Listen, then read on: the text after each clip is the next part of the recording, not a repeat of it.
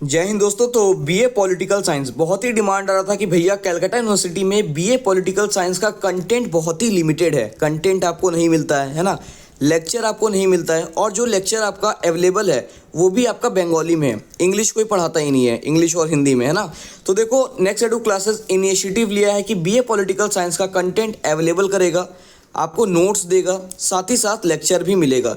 Semester 1 में जो लोग भी हो, जिस भी कॉलेज से हो, आप लोग को बता देते हैं बीकॉम वालों से सपोर्ट मिलता है तभी उनका लेक्चर वगैरह आता है। आप लोग से हम लोग एक ही चीज़ बोलेंगे कि आप लोग जिस भी कॉलेज से हो, हम लोग स्टार्ट कर रहे हैं आपका 2 पेपर, DSC 1 और जिनका भी CC है, ठीक है, मेजर और माइनर। आप लोग का सिलेबस सेम है और SEC भी करवाएंगे, ठीक है। तो ये सारा सब्जेक्ट होगा, 2 पेपर होगा अच्छे से। और आप लोगों को क्या करना है ना, सजेशन के पीछे नहीं भागना है कि भैया सजेशन क्वेश्चन दे दो। बीए पॉलिटिकल साइंस में क्या होता है ना, आप लोग को अपना थिंकिंग पावर इंक्रीज करना है, सोचना कैसे है, लिखना कैसे है, वो सब इसमें सिखाया जाएगा। जितना भी आपका सिलेबस है आपको अच्छे से हर एक टॉपिक करवाया जाएगा, वो मैम आपको करवाएगी। तो बस एक ही चीज़ रहेगा, सभी लोग क्या करना, लिंक आपको मिलेगा व्हाट्सएप ग्रुप का, सभी लोग ज्वाइन कर लेना, ठीक है। बॉयज़ का भी मिलेगा और गर्ल्स का भी मिलेगा।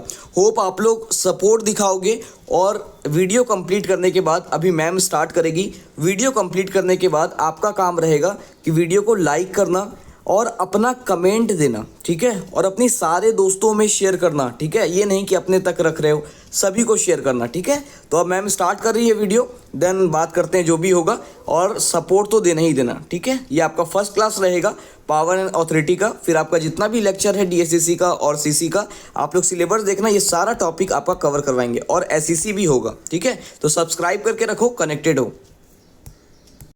तो चलिए आज हम लोग अपना क्लास 1 स्टार्ट करते हैं, जिसमें आज मॉड्यूल नंबर 1 का टॉपिक नंबर 1 होगा पावर एंड अथॉरिटी, ठीक है। तो जैसे कि DSCC 1 का पेपर मैंने प्रीवियस ईयर देखा है और CC का पेपर देखा है। DSCC वाले बच्चों को और CC वाले बच्चों को, आप लोगों ने पॉलिटिकल साइंस लिया है तो आप लोगों को कंसेप्चुअल क्लैरिटी होना ही चाहिए। समझ आ रहा है? कंसेप्चुअल क्लैरिटी नहीं होगा तो आप आंसर नहीं कर पाओगे। तो इसीलिए सारे टॉपिक को समझना बहुत ही ज़्यादा इम्पॉर्टेंट है, क्योंकि रटने से आपका चीज़ नहीं आ रहा है, आपको समझना पड़ेगा और समझ के ही वहाँ पे आंसर करना पड़ेगा।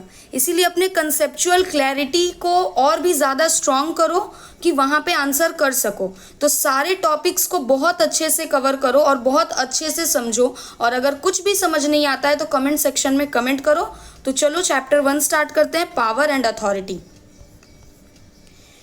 Topic 1, power and authority. तो पहले हम लोग डेफिनेशन शुरू करने से पहले बात करेंगे कि पावर होता क्या है। पावर मतलब होता है कि कोई भी एक इंसान, पर्टिकुलर इंसान किसी अदर पर्टिकुलर पर्सन को इन्फ्लुएंस कर रहा है, या तो अपनी बातों से या तो अपने एक्शन से किसी के भी माइंड को इन्फ्लुएंस कर रहा है और अपने मुताबिक काम करवा रहा है, उसी को कहते हैं पावर। उसके पास पावर है, पर्सन A के पास पावर है, तभी वो पर्सन B को इन्फ्लुएंस कर सकता है, ठीक है। और जिसके पास पावर रहता है बात भी उसी की सुनी जाती है। या तो वो, जैसे कि मान लो, एक एग्जाम्पल देते हैं आंसर में आने से पहले। जैसे मान लो पहले आप लोग स्कूल में पढ़ते थे तो क्लास में क्या होता था, क्लास मॉनिटर होता था ना, तो अदर स्टूडेंट्स की बात आप नहीं सुनते थे। बात किसकी सुनते थे? मॉनिटर की। मॉनिटर की बात क्यों सुनते थे?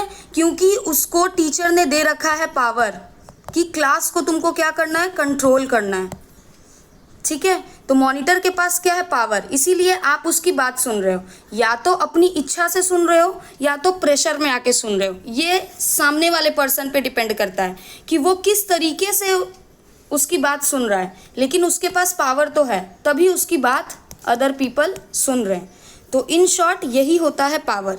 अब हम लोग चलते हैं डेफिनेशन की तरफ। Power is fundamentally the ability to control. एक फंडामेंटली किसी पर्सन के पास एबिलिटी है किसी को कंट्रोल करने की, किसी को रेगुलेट करने की, एंड डायरेक्ट इंडिविजुअल्स और देयर बिहेवियर, और सामने वाले पर्सन को डायरेक्शन देना, किसी भी इंडिविजुअल पर्सन के बिहेवियर को कंट्रोल करना और डायरेक्शन देना, ऑर्डर देना। It represents the capacity of one person और group to make another person और group to do something they would not otherwise do.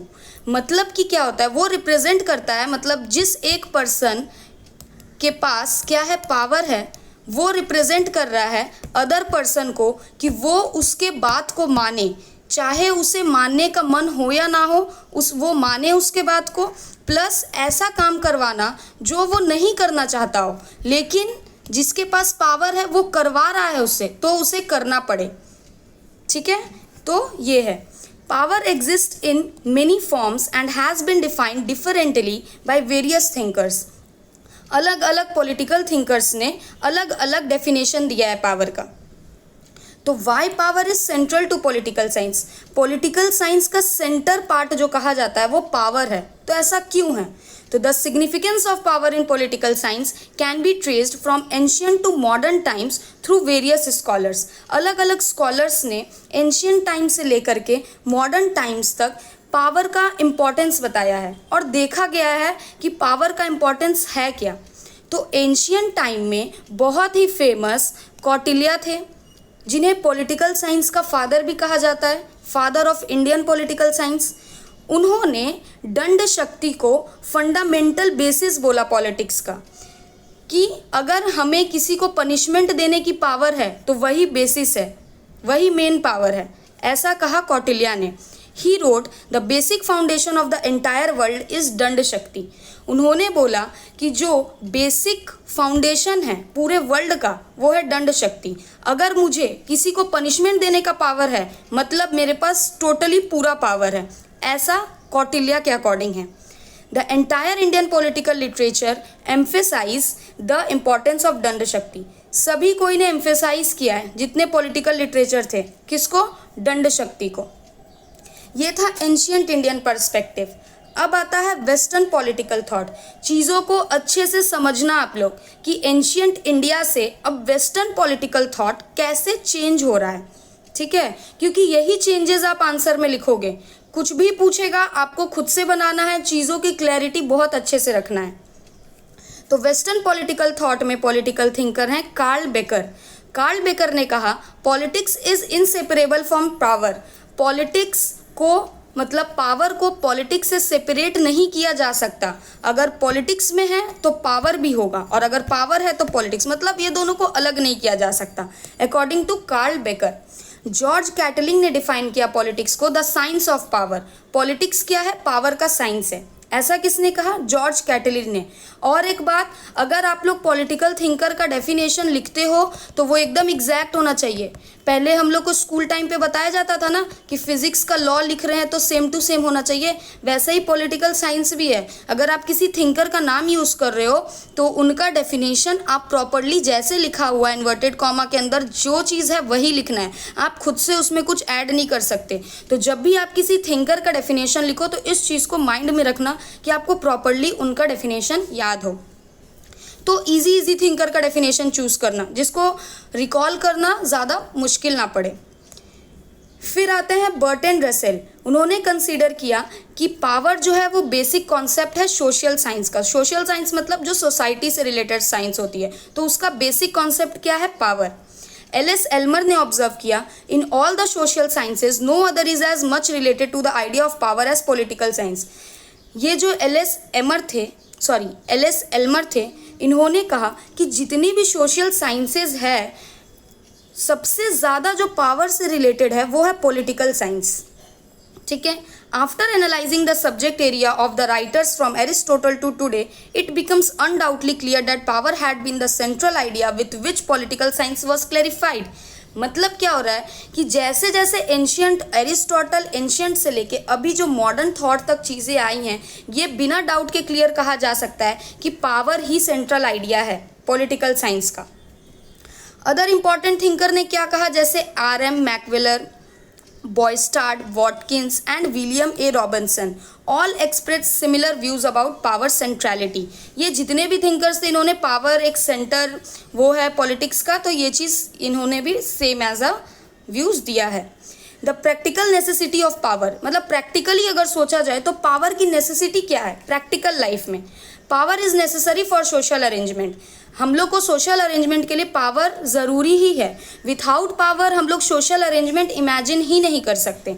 जैसे फेमस कोड लॉर्ड एक्टन लिखते हैं, power corrupts and uncontrol power completely corrupts, मतलब जहाँ power होता है वहाँ करप्शन तो होता ही है, जहाँ पे अनकंट्रोल पावर होता है, ऐसा पावर जो अब एकदम अपने कंट्रोल से बाहर है, ओवर यूज ऑफ पावर, वो फिर पूरा कंप्लीटली करप्ट हो जाता है। तो creating a wrong impression about power, तो इनका ये जो डेफिनेशन है ये करप्शन वाला, तो लॉर्ड एक्टन का डेफिनेशन पावर का इंप्रेशन को रॉन्ग इंप्रेशन दे रहा है। While corruption can join with excessive power और misuse of power, power itself is essential for maintaining order.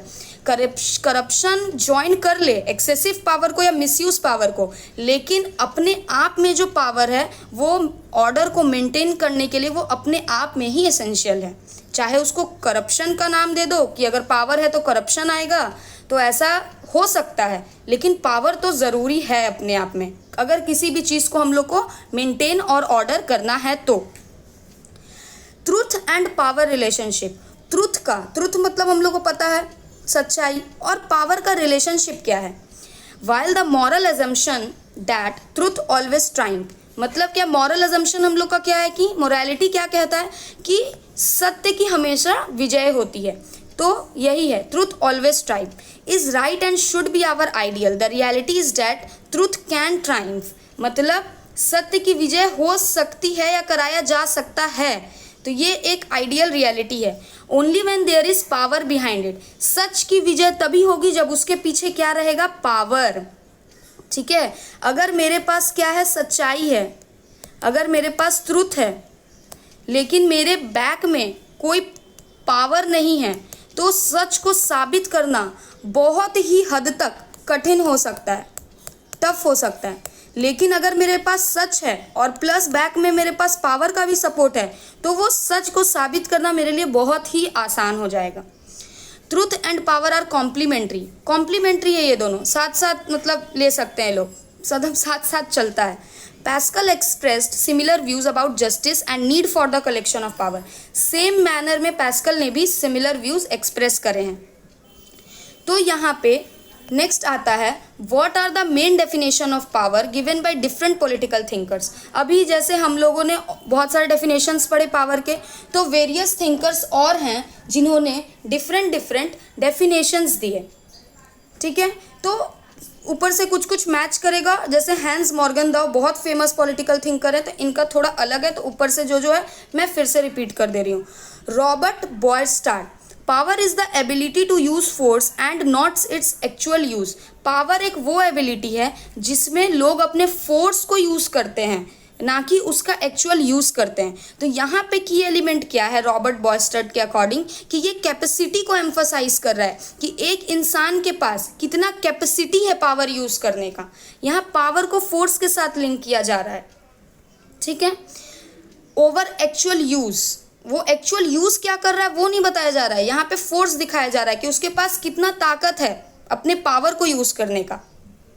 मैकवर कहते हैं from power we mean the ability to control regulate, वही चीज़ है, पावर का मतलब होता है कि एक एबिलिटी होना किसी को कंट्रोल करने की, किसी को रेगुलेट यानी किसी को अपने अकॉर्डिंग चलाने की, और किसी भी पर्टिकुलर इंसान को पर्टिकुलर इंसान या ग्रुप ऑफ पीपल को डायरेक्ट इंडिविजुअल्स को और उनके बिहेवियर को अपने अकॉर्डिंग चलाना, उसे ही पावर कहते हैं। तो यहाँ पे इनका की एलिमेंट है किसी भी इंसान को कंट्रोल करना और उसे डायरेक्शन देना।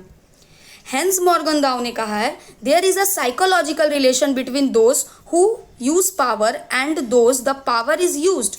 ये साइकोलॉजिकल रिलेशन है, जो पावर को यूज कर रहा है और जो उस पावर से यूज हो रहा है, मतलब पर्सन ए जो पावरफुल है जिसको वो कंट्रोल कर रहा है, यानी पर्सन बी, तो जो यूज़ कर रहा है और जो यूज़ हो रहा है, इनका ये साइकोलॉजिकल रिलेशन है, यानी साइकोलॉजिकल है ना, मेंटली रिलेशन है।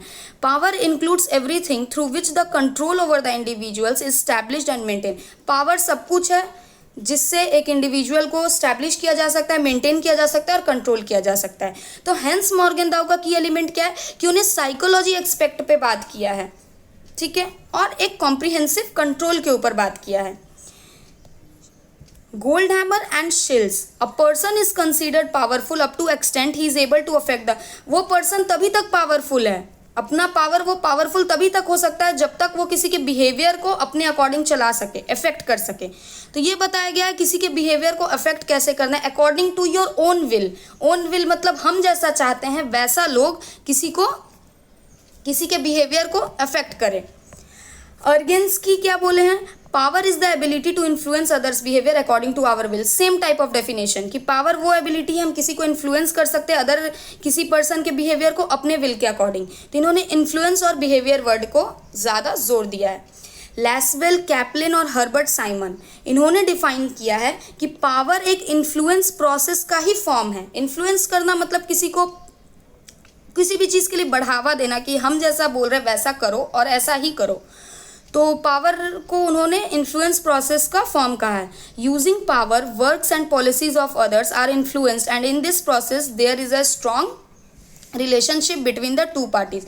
तो टू पार्टीज के अंदर ये बहुत ही स्ट्रॉन्ग रिलेशनशिप हो जाता है कि एक इंसान जो पावरफुल है, दूसरा इंसान जिस पे वो पावर यूज हो रहा है, तो ये लोग जो यूज हो रहा है, जो कर रहा है, तो ये लोग दोनों के बीच में एक स्ट्रॉन्ग रिलेशनशिप बिल्ड हो जाता है। तो ये प्रोसेस एंड रिलेशनशिप एक्सपेक्ट पे बात किया है इन्होंने। रॉबर्ट ए डाल ये भी इम्पॉर्टेंट थिंकर हैं, ठीक है।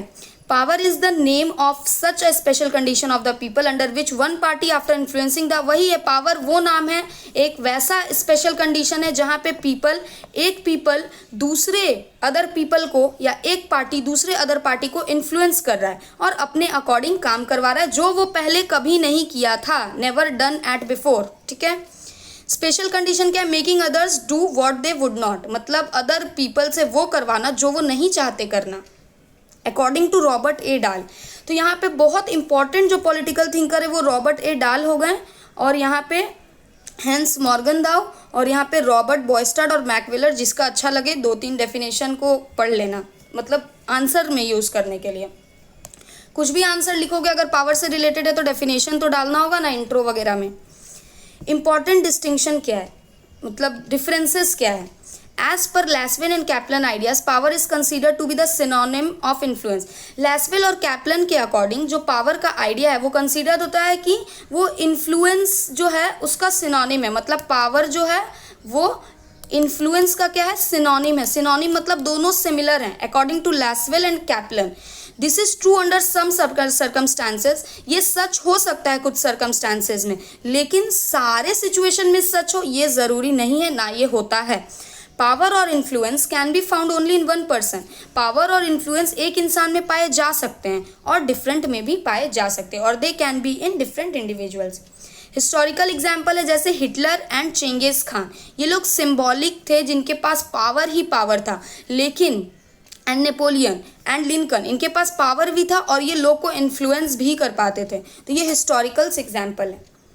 The complexity of power, power and influence both change the behaviour of an individual. Power और किसी को इन्फ्लुएंस करना दोनों ही किसी भी इंडिविजुअल के बिहेवियर को चेंज कर सकते हैं, या तो वो पावर से चेंज करे या तो वो इन्फ्लुएंस करके चेंज करे। ये डिसाइड होगा उस इंडिविजुअल से जो इस पावर या इन्फ्लुएंस को यूज़ कर रहा है कि वो कैसे उस चीज़ को करना चाहता है।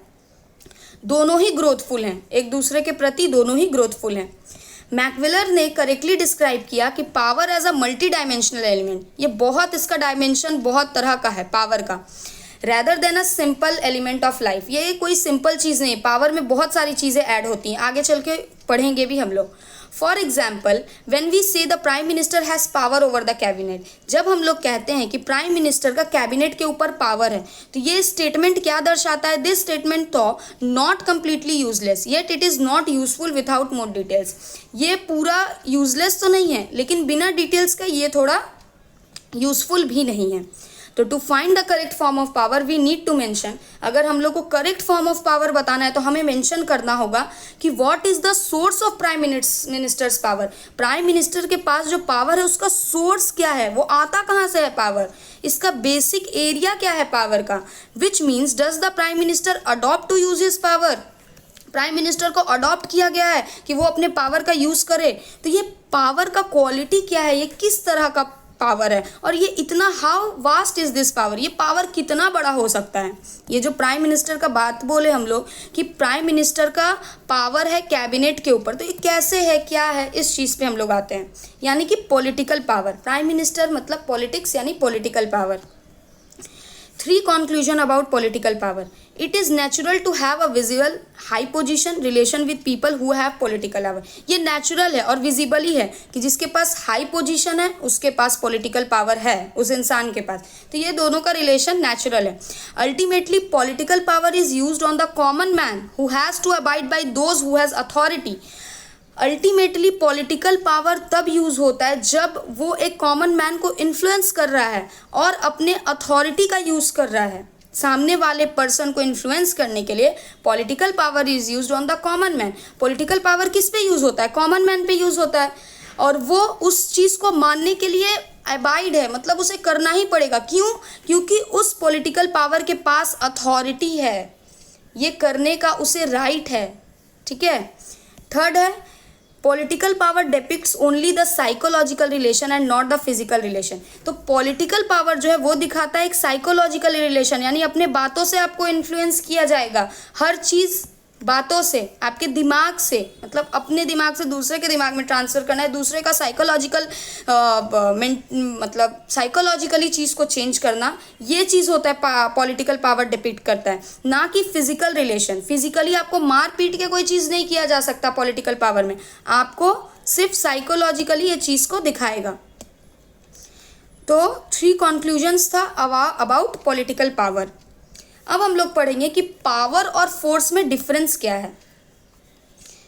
बेसिक डिस्टिंक्शन ये है कि while power and force are often considered the same, दोनों को सेम ही कहा जा सकता है कि पावर और फोर्स तो सेम ही है, लेकिन रियलिटी में ये डिफरेंट है, दोनों सिनोनिम नहीं है एक दूसरे को। क्यों सिनोनिम नहीं है? क्योंकि पावर एक हिडन फोर्स है, वो इंसान के अंदर छुपा हुआ है, और फोर्स दिखता है। पावर मेरे अंदर है, लेकिन अगर हम किसी को अपने हाथ से मुक्का मारेंगे तो मेरा फोर्स दिख रहा है, वो विजिबल पावर है, लोग देख रहे हैं कि मेरे पास पावर है, हम मार रहे हैं किसी को या कुछ भी अपना फोर्स यूज़ कर रहे हैं।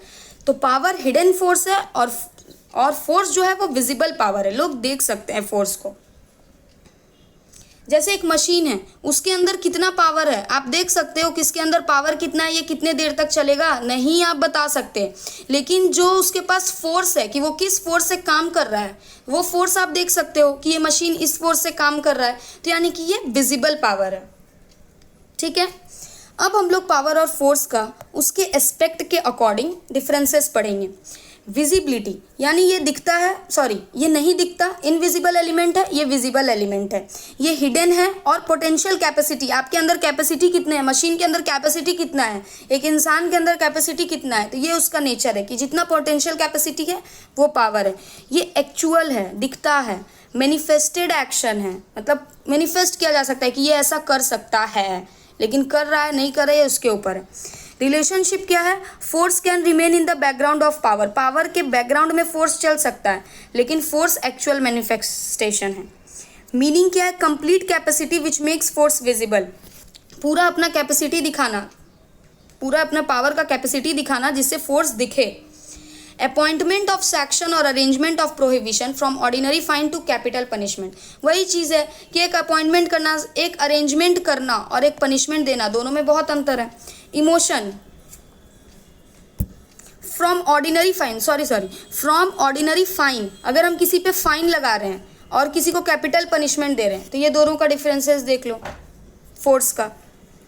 इमोशन, एन इमोशन और कंप्लीट कैपेसिटी, इसमें इमोशन है और कंप्लीट कैपेसिटी है, इसमें एक्चुअल इम्प्लीमेंटेशन है जो हम कर रहे हैं। बॉयस्टर्ड ने एनालिसिस किया कि अकॉर्डिंग टू रॉबर्ट बॉयस्टर्ड power is the capacity to use force and not its actual use. उन्होंने बताया कि पावर, पहले ही बता चुके हैं कि पावर वो कैपेसिटी है, power is the capacity to use force, power के कैपेसिटी से हम फोर्स का यूज़ कर सकते हैं, लेकिन उसका एक्चुअल यूज़ नहीं कर सकते। बॉयस्टर्ड ने 3 फॉर्म्स ऑफ पावर को बताया कि पावर का 3 फॉर्म्स है। पहला है फोर्स, कि एक्चुअल यूज़ ऑफ वायलेंस और सब्जुगेशन, जो एक्चुअल यूज़ ऑफ वायलेंस कर रहे हैं, यानी कि पावर में अगर फोर्स आ जाए तो। इफेक्ट क्या है? द इम्पैक्ट और रिजल्ट। अथॉरिटी क्या है? The legitimate right to command, मतलब वो राइट एक पर्टिकुलर राइट मिल जाए किसी को कमांड करने के लिए तो वो हो जाता है लेजिटिमेट राइट, प्रॉपर एक राइट मिल जाए और लोग भी उसके बात को मान रहे हैं। अगर लोग अपने इच्छा से किसी की बात को मान रहे हैं तो उसे लेजिटिमेसी कहते हैं। Importance inside, force remain in the subjugation power in the same manner in which thunder is the cloud. Force power में कुछ ऐसा छिपा रहता है जैसे क्लाउड के अंदर थंडर छिपा हुआ हो। ठीक है, थंडर मतलब वो बिजली जो कड़कती है उसे कहा जा रहा है, क्लाउड के अंदर छिपी रहती है ना, उसी तरह पावर के अंदर वैसे ही फोर्स छिपा हुआ है। When force become termless and objectless, then is called subjugation। और यही फोर्स अगर बेमतलबी हो जाए और बिना ऑब्जेक्टलेस हो जाए तो इसे सब्जुगेशन कहते हैं।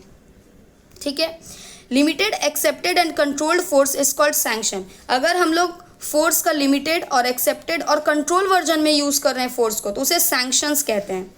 In this way power is a wider element than force. Power force से भी बहुत बड़ा एक एलिमेंट है।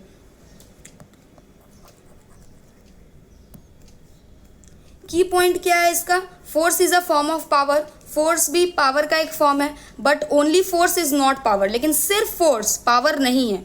पावर एक बहुत बड़ा कॉन्सेप्ट है, उसका फॉर्म है एक फोर्स, लेकिन सिर्फ फोर्स को पावर नहीं कह सकते। जिसके पास फोर्स है हम नहीं कह सकते उसके पास पावर है। Power encompasses much more than just force. Force से ज़्यादा है, वाइडर है power.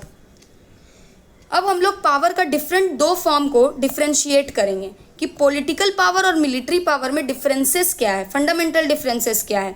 Both military and political power are types. दोनों ही पावर के टाइप्स हैं, लेकिन दोनों एक जैसे नहीं हैं। They different in their nature, उनका नेचर अलग है, बेसिस अलग है और पावर को यूज़ करने का, एप्लीकेशन करने का तरीका अलग है।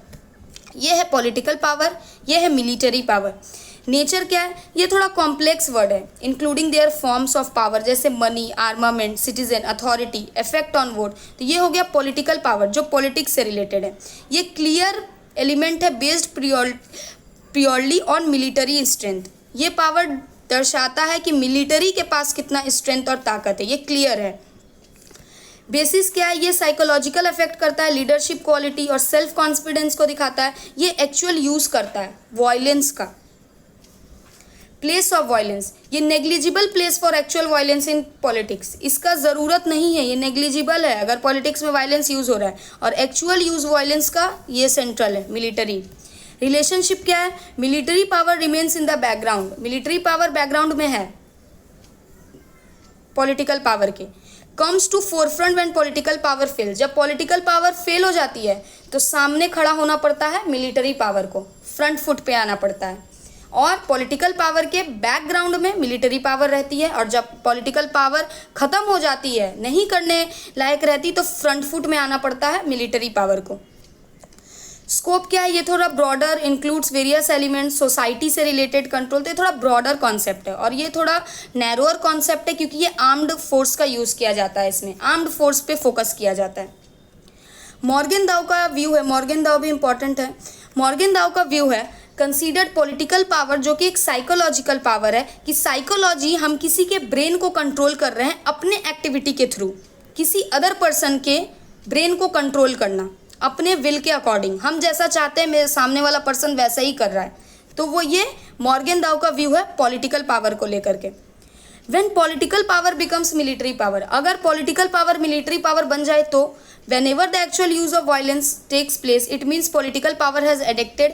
अगर हम लोग कहीं सुनते हैं कि वायलेंस हो रहा है, पॉलिटिकली चीज़ में वायलेंस क्रिएट हो रहा है, इसका मतलब ये है कि पॉलिटिकल पावर मिलिट्री पावर से और पैरा मिलिट्री पावर से एडिक्टेड है, वो उसका यूज़ कर रहा है। तो ये रिप्रेजेंट करता है फेलर ऑफ पॉलिटिकल पावर, क्योंकि पॉलिटिकल पावर का ये काम नहीं है कि वो आर्म्ड फोर्सेस का यूज़ करे, ये पावर है मिलिट्री पावर का, और अगर ये पॉलिटिकल पावर करता है तो मतलब वो फेलियर को रिप्रेजेंट कर रहा है।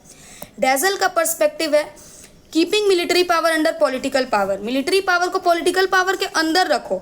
According to him conflict is the essence. Conflict के ऊपर आपका PYQ मतलब प्रीवियस ईयर क्वेश्चन भी आया था, तो ध्यान से हर चीज़ को समझना। किसी भी वर्ड को उठा करके क्वेश्चन दे सकता है कि ऐसा क्यों हो रहा है, क्या हो रहा है। तो अगर आपका कॉन्सेप्ट क्लियर होगा तभी आप आंसर कर पाओगे। तो दिमाग में इसको अच्छे से डाल लो, इस कॉन्सेप्ट को। तो डेजल का पर्सपेक्टिव था कि conflict is the essence of politics whether by words और वायलेंस। कन्फ्लिक्ट क्या है, पॉलिटिक्स का इसेंस है, चाहे वो वर्ड के साथ कॉन्फ्लिक्ट हो या वायलेंस के साथ कॉन्फ्लिक्ट हो। मतलब कॉन्फ्लिक्ट मतलब दो लोग के बीच जो एक कन्फ्लिक्ट अराइज होता है कि पर्सन ए का सोच ऐसा है, पर्सन बी का सोच ऐसा है। अब साइकोलॉजिकली दोनों में कन्फ्लिक्ट चल रहा है, ठीक है। तो ये वर्ड्स पे भी कन्फ्लिक्ट हो सकता है और वायलेंस पे भी हो सकता है। तो इस पॉइंट ऑफ व्यू के according military power should be considered the sub department. Political power का सब डिपार्टमेंट होना चाहिए military power, even though military powers remain in the same. वही बैकग्राउंड में चलना चाहिए, वही बात है। इंपॉर्टेंट नोट क्या है कि पॉलिटिकल पावर बेस्ड है की एलिमेंट्स पे, जो कि है साइकोलॉजिकल इफेक्ट, मतलब किसी के बिहेवियर को चेंज कर रहा है, यानी कि मेंटली उस चीज़ को उसका बिहेवियर चेंज हो रहा है, तो ये साइकोलॉजिकल इफेक्ट हो गया। पॉलिटिकल पावर में लीडरशिप क्वालिटी बहुत इंपॉर्टेंट है, सेल्फ कॉन्फिडेंस होना। अगर आप में लीडरशिप क्वालिटी नहीं है तो आप कैसे किसी ग्रुप को इन्फ्लुएंस कर सकते हो। अगर आप में खुद में सेल्फ कॉन्फिडेंस नहीं है तो आप अपनी बात ही नहीं रख पाओगे। तो अगर बात नहीं रख पाओगे अपनी, तो इन्फ्लुएंस लोग कैसे होंगे। तो अरेंजमेंट बेस्ड ऑन आर्म्स और वायलेंस और सब्जुगेशन ये दर्शाता है प्री हिस्टोरिक एज को, सोसाइटी को, which can never be a matter of prestige. ये प्रेस्टीज की कोई बात नहीं है for any civilised political arrangement. अगर एक सिविलाइज्ड पॉलिटिकल अरेंजमेंट है तो सीधी सी बात है, मिलिट्री पावर को बैकग्राउंड में रहना होगा पॉलिटिकल पावर में, ना कि फोरफ्रंट में आना होगा, ठीक है। मिलिट्री पावर अपना काम करे, पॉलिटिकल पावर अपना काम करे। जब पॉलिटिकल पावर अपना काम ना करे तब मिलिट्री पावर आए बैकग्राउंड से, ठीक है। ये आई होप आपको पावर, कितने टाइप्स के पावर होते हैं, कैसे यूज़ किए जाते हैं, पॉलिटिकल मिलिट्री, हर चीज़ में डिफरेंसेस क्लियर हो गई होंगी। कुछ भी ना समझ में आए तो प्लीज़ कमेंट सेक्शन में जाके कमेंट करें और ज़्यादा से ज़्यादा वीडियो को शेयर करें कि मेरे को भी मोटिवेशन आए कि हम और ज़्यादा अच्छा कंटेंट आपके लिए लेकर के आएँ। तो अब दो मेन टॉपिक आता है, पावर और इन्फ्लुएंस का डिफरेंस क्या है, दोनों के बीच में अंतर क्या है। Power and influence are related concept, दोनों एक दूसरे से रिलेटेड हैं, लेकिन थोड़ा दोनों में कन्फ्यूजन है। कभी कभी कन्फ्यूज्ड हो जाते हैं लोग कि पावर अलग, कि मतलब पावर इन्फ्लुएंस से किस तरीके से अलग है। बोथ दे हैव सिमिलैरिटीज़, दोनों के पास सिमिलैरिटीज़ है, सिमिलर है दोनों, और लेकिन साथ साथ उनमें इंपॉर्टेंट डिफरेंसेस भी है। Bachrach and Baratz in their book political power have given detailed. तो ये ब्रेचेस और बैरेट ने अपने पॉलिटिकल पावर बुक में ये दोनों के डिफरेंसेस को बताया है। पहले हम लोग पढ़ेंगे सिमिलैरिटीज़। पावर और इन्फ्लुएंस में सिमिलैरिटीज़ क्या है। Intellectual and relational nature, both power and force in the context of influence are intellectual and relational and give strength to each other। अगर फोर्स और पावर दोनों में देखा जाए तो इन्फ्लुएंस और पावर का जो रिलेशन है वो एक दूसरे को ताकत देता है, इंटेलेक्चुअली चेंज करने चीज़ों को। Effect of appropriateness, both are affected their appropriateness, दोनों इफेक्टिव है। अगर आप किसी को इन्फ्लुएंस कर रहे हो या अपने पावर के थ्रू किसी को इन्फ्लुएंस कर रहे हो तो दोनों एक अफेक्टेड हैं किसी भी पर्टिकुलर पर्सन या ग्रुप पे। Interdependence, influence produces power, influence ही पावर को प्रोड्यूस करता है, एंड पावर प्रोड्यूसेस इन्फ्लुएंस, तो दोनों एक दूसरे के लिए ज़रूरत है, ठीक है। अगर मेरे बात से कोई इन्फ्लुएंस हो जा रहा है, ठीक है, यानी कि मेरे पास पावर है, और अगर मेरे पास पावर है तो हम किसी को भी इन्फ्लुएंस कर सकते हैं। तो दोनों इंटरडिपेंडेंट है, ये इन्फ्लुएंस पावर पे डिपेंडेंट है, पावर इन्फ्लुएंस पे डिपेंडेंट है, ठीक है। लोकेशन क्या है, power and influence can be found to different people में पाया जा सकता है। किसी के पास पावर है तो किसी के पास इन्फ्लुएंस है, किसी के पास इन्फ्लुएंस है तो किसी के पास पावर है, और दोनों किसी सेम पर्सन में भी पाया जा सकता है और किसी अलग अलग पर्सन में भी पाया जा सकता है। Individual determination, it is very difficult to find whether the change in the individual.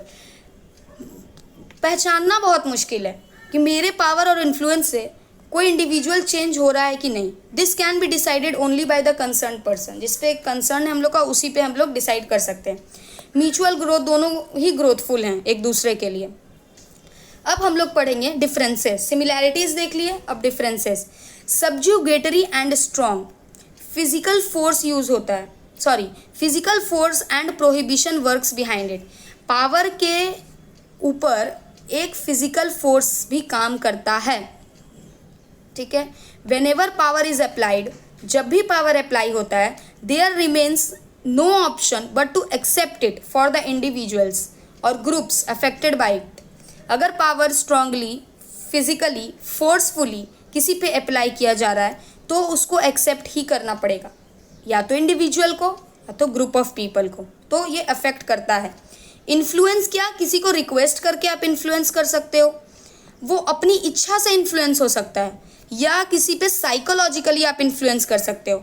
तो पीपल इसको अपने मर्जी से, अपने खुशी से एक्सेप्ट करेंगे, खुद से इन्फ्लुएंस होंगे कि अच्छा सामने वाला रिक्वेस्ट कर रहा है, चलो ये वो बोल रहा है तो कर देते हैं, अच्छा मेरी मर्जी है, मेरी दोस्त है, चलो उसके लिए वो काम कर देते हैं, या किसी के बातों से इन्फ्लुएंस हो रहा है तो वो अपने मर्जी से हो रहा है। लेकिन ये वाला जो पावर वाला पार्ट है ये फोर्स के अकॉर्डिंग हो रहा है।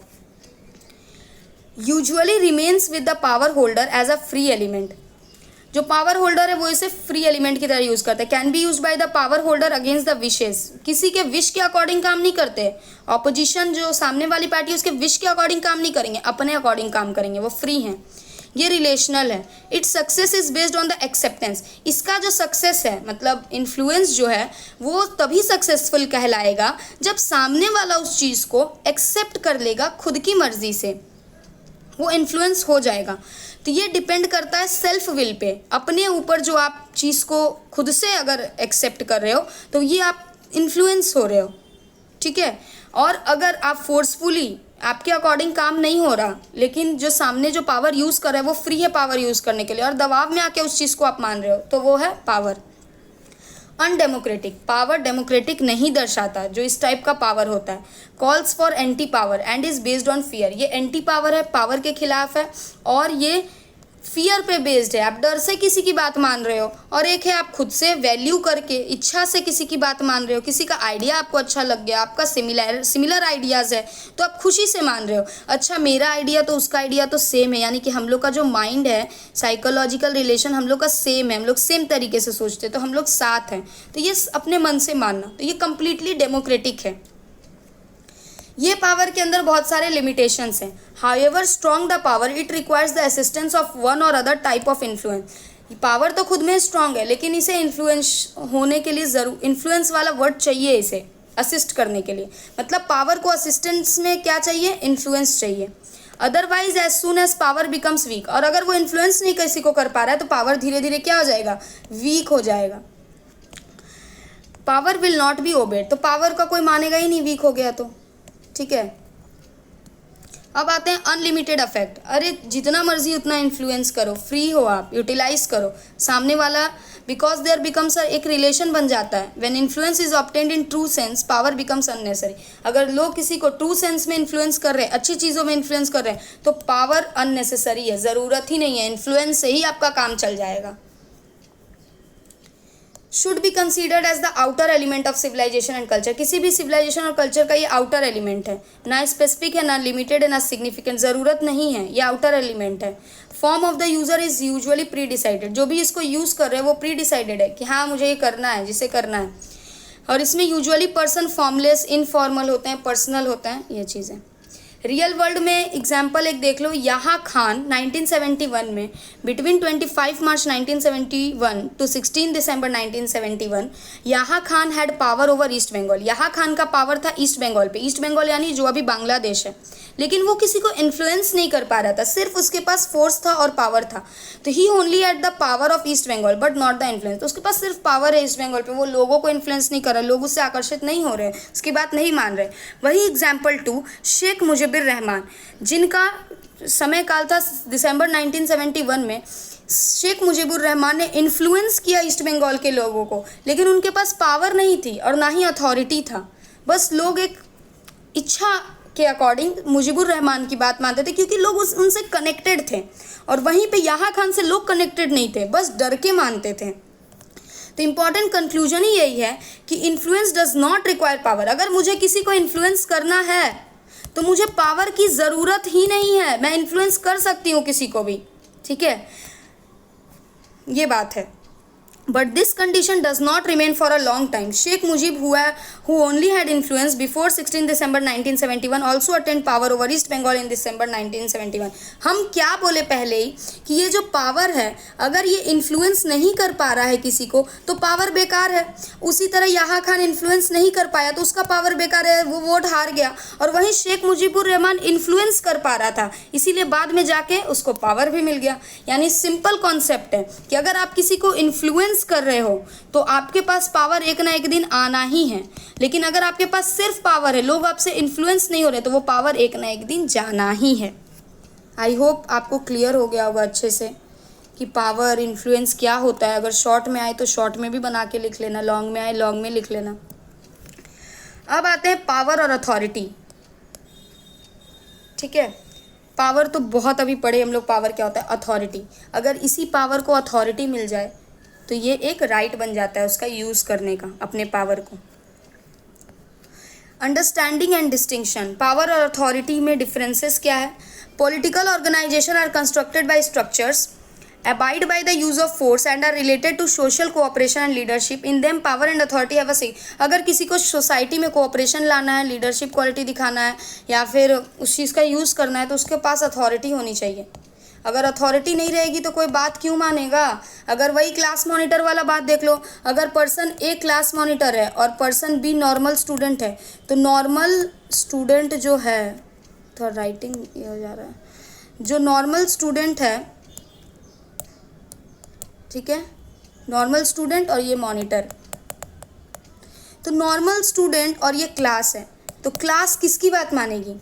मॉनिटर की, क्योंकि उसे टीचर ने अथॉरिटी दे के रखा है कि भाई तुम मॉनिटर हो, तुम सब चीज़ हैंडल करोगे.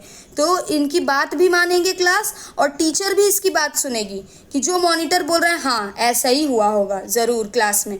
लेकिन वही अगर नॉर्मल स्टूडेंट बोले तो उसके पास अथॉरिटी नहीं है ना, तो उसकी बात क्लास क्यों मानेगी? वो बात, वो चिल्लाते रह जाएगा. नॉर्मल स्टूडेंट शांत हो, क्यों क्लास शांत होगा? शांत तो मॉनिटर से ही होगा क्योंकि उसके पास क्या है? अथॉरिटी है. ये जस्ट एग्जाम्पल है. ये क्लास मॉनिटर वाला बात एग्ज़ाम में लिख के मत आना कोई, जस्ट दिमाग में ऐसा फिट हो जाए कि इस एग्जाम्पल से आपको मेन कॉन्सेप्ट याद हो जाए.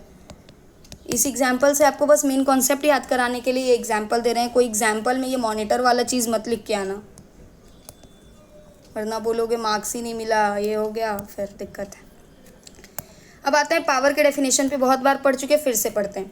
The capacity of doing work despite opposition. अगर ऑपोजिशन को, इंडिविजुअल को नहीं पसंद है फिर भी अपने अकॉर्डिंग काम करना, ग्रुप में करना. द कैपेसिटी और टू गिव ऑर्डर, किसी को ऑर्डर देना. The ability to complete one's wishes in an effective manner. किसी सामने वाले का विश को पूरा करना एक सही तरीके से जो रिक्वायर्ड है, तो ये इम्पोज करता है पावर. अथॉरिटी क्या है? इंस्टीट्यूशनल राइट मिल जाता है पावर को यूज़ करने का. जैसे पुलिस को, ट्रैफिक पुलिस के पास अथॉरिटी है क्या काटने का? चालान काटने का, अगर आप लोग ट्रैफिक रूल्स को ब्रेक करोगे तो. यही नॉर्मल पीपल के पास नहीं है. अगर नॉर्मल पीपल देख रहा है कि ट्रैफिक रूल्स ब्रेक हो रहा है, अगर वो आपको रोकेगा तो आप रुकोगे? नहीं रुकोगे. आप किसकी बात मानोगे? पुलिस अथॉरिटी की, क्योंकि उसके पास अथॉरिटी है, राइट है, इंस्टीट्यूशनल राइट है वो करने की.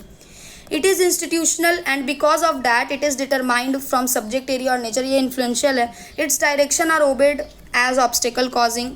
Authority is fixed. Authority fixed है, क्लियर है, विजिबल है, दिखता है और इस पर लोग ट्रस्ट भी करते हैं वेरियस लेवल्स में, इंडिविजुअल्स, इंस्टीट्यूशंस एंड ग्रुप्स. अब आते हैं दोनों के डिफरेंसेस में भी कि पावर और अथॉरिटी में डिफरेंसेस के. ये अनइंस्टीट्यूशनल है, इसके पास अथॉरिटी नहीं है. सरकमस्टांसेस पे डिपेंड करता है, अनसर्टेन है, अनएकम्पलिश है. इसके पास इंस्टीट्यूशनल अथॉरिटी है, डिटरमाइंड है, फिक्स्ड है, क्लियर है और विजिबल है. इसके पास क्लैरिटी नहीं है, लेकिन इसके पास क्लैरिटी भी है और इसके हर लेवल पे लोग इस पे भरोसा भी करते हैं क्योंकि इसके पास क्या है? अथॉरिटी है. Tool of subjugation, physical effect. ये फिजिकल इफेक्ट को दर्शाता है और ये एग्रीमेंट को दर्शाता है और लोगों को ज़्यादा इन्फ्लुएंशियल लगता है. एग्जाम्पल देख लो. There are innumerable examples. History में बहुत सारे एग्जाम्पल्स हैं where other states where unofficially defeated by later on, gradually they got public acceptance and become authority. जो अनऑफिशियल स्टेट है वो डिफीट कर जाते हैं और फिर बाद में जाके ग्रेजुअली उन्हें पब्लिक एक्सेप्टेंस मिल जाती है तो वो उनके पास अथॉरिटी आ जाती है।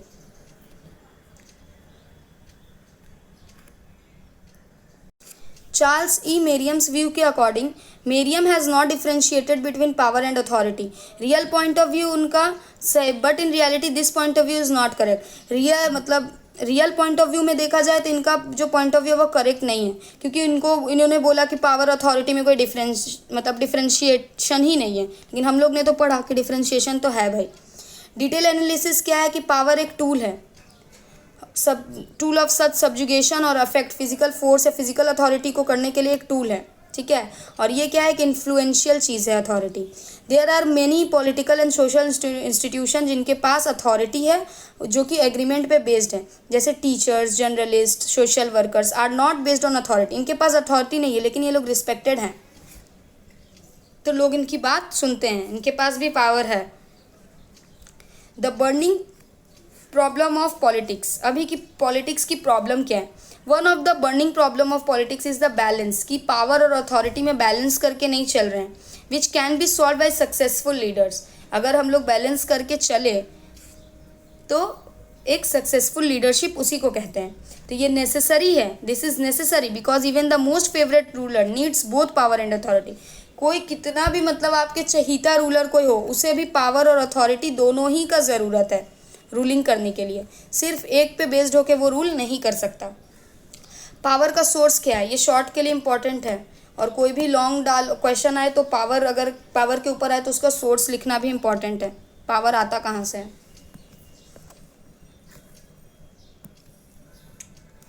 इंट्रोडक्शन क्या है इसका? To understand the meaning of power, अगर हम लोग को मीनिंग ऑफ पावर को अंडरस्टैंड करना है तो हमें इसके सोर्स को भी स्टडी करना होगा कि पावर आता कहाँ से है। पावर डिफरेंट सोर्सेज से आता है और ये प्रेजेंट है डिफरेंट फॉर्म्स में, डिफरेंट लीडर्स में डिफरेंट सोर्सेज से आएगा। जैसे Napoleon, Hitler, Lenin and Gandhi, all were powerful, सब पावरफुल थे, but their source of power were different. Gandhi की सोच अलग थी, गांधी जी की सोच अलग थी, वो नॉन वायलेंस को बढ़ावा देते थे, और हिटलर और नेपोलियन सब क्या करता था, वायलेंस को बढ़ावा देता था। पावर दोनों के पास अलग है लेकिन सोर्स अलग है, ठीक है। It is not possible to give a complete list of source of power, पूरा सोर्स ऑफ पावर हम नहीं दिखा सकते, पूरा लिस्ट नहीं दे सकते। अलग अलग लोग, सबका अलग अलग सोच और अलग अलग सोर्स ऑफ पावर, बिकॉज सबके थिंकर्स के भी डिफरेंसेस अलग अलग हैं। तो मेजर सोर्स तो पूरा एक कंप्लीट लिस्ट नहीं दिया जा सकता, लेकिन पावर को देखते हुए कुछ मेजर सोर्सेज बताए जा सकते हैं। फर्स्ट है नॉलेज पे बेस्ड, नॉलेज फर्स्ट सोर्स है पावर का। सिंपलेस्ट सेंस क्या है, knowledge gives human beings capacity. Knowledge क्या करता है, ह्यूमन बींग को कैपेसिटी देता है कि वो रीस्टैब्लिश कर पाए अपने एम को। तो नॉलेज पावर कैसे क्रिएट करता है? Other specialist of the individual are monitored in such way by knowledge so that they become the means of power. Important aspect of power develop through knowledge, जो important expect है power का वो knowledge से ही develop होता है। Leadership quality आपके अंदर कैसे आएगी, जब आपके पास नॉलेज रहेगा। Will power, tolerance, power to express oneself, ये सब आप में आएगा जब आपके अंदर में क्या रहेगा, नॉलेज। और जब आपके अंदर नॉलेज रहेगा तो आप अपने आप को पावरफुल महसूस करोगे। Out of all these elements lack of any one of them can make the entire of power unsuccessful. और जितने सारे एलिमेंट्स हैं अगर उससे एक भी से हम लैक कर जाते हैं तो वो अनसक्सेसफुल हो जाएगा पावर, और वो कंप्लीटली डिस्ट्रॉय हो जाएगा। पोसेशन मतलब इकोनॉमिक पावर, कहते हैं ना पैसा। Knowledge is the internal source of power, ये अंदरूनी सोर्स ऑफ पावर है आपका। आपके अंदर नॉलेज है, सामने वाला देख नहीं सकता ना कितना है, तो इसीलिए इंटरनल सोर्स है। Apart from it there are external source, जो देख सकते हैं इंसान, समझ आया, जो देख सकते हैं वो है external source. External source to fix the power in which possessions are the most important. Common terminology में इसे इकोनॉमिक पावर कहा जाता है, जिस पावर को आप एक्सटर्नली दिखा रहे हो, एक्सटर्नल सोर्स है ये। What possession include physical material, power of ownership, social material level, position of an individual in society. Possession के अंदर ये सारी चीज़ें आती हैं। इंपॉर्टेंट कैवेट क्या है, दो पोसेशन ऑफ और property is a source of power, this is neither the only source nor the influential source. अगर प्रॉपर्टी एक सोर्स ऑफ पावर है, पोसेशन, पैसा, ये सब चीज़ अगर एक सोर्स ऑफ पावर है, तो ऐसा नहीं कह सकते कि सिर्फ यही एक सोर्स ऑफ पावर है और ना ही ये उतना इन्फ्लुएंशियल है। Even without property a person can influence the work of the people. बिना प्रॉपर्टी के, बिना पैसे के हम किसी अदर पर्सन के वर्क को इन्फ्लुएंस कर सकते हैं। तो it is not necessary that after having property, पैसा होना, प्रॉपर्टी होना, ये नहीं दर्शाता कि हम लोगों को इन्फ्लुएंस करेंगे। ये आपके इनर विल पे दर्शाता है। Organisation in itself is an important source. एक ऑर्गेनाइजेशन खुद में ही एक सोर्स ऑफ पावर है। ऑर्गेनाइजेशन मैटर क्यों करता है? क्योंकि उसके पास यूनिटी है। ठीक है, अगर वुमेन्स लोग एक ऑर्गेनाइजेशन बना ले, ठीक है, बहुत सारे लोग मिलके क्या बनाते हैं? ऑर्गेनाइजेशन बनाते हैं। ये बना ले तो उनके पास क्या यूनिटी है, तो इनके पास आ गया पावर, लोग इनकी बात सुनेंगे। Various competitive units when jointly make union, ये लोग यूनियन बनाते हैं और अपने पावर का यूज़ करते हैं, इंक्रीज करते हैं। जैसे लेबर यूनियन, हड़ताल कर देते हैं लोग। क्या होता है फैक्ट्री वगैरह में, हिस्ट्री में पढ़े होंगे, गांधी जी के टाइम पे हड़ताल हो गया।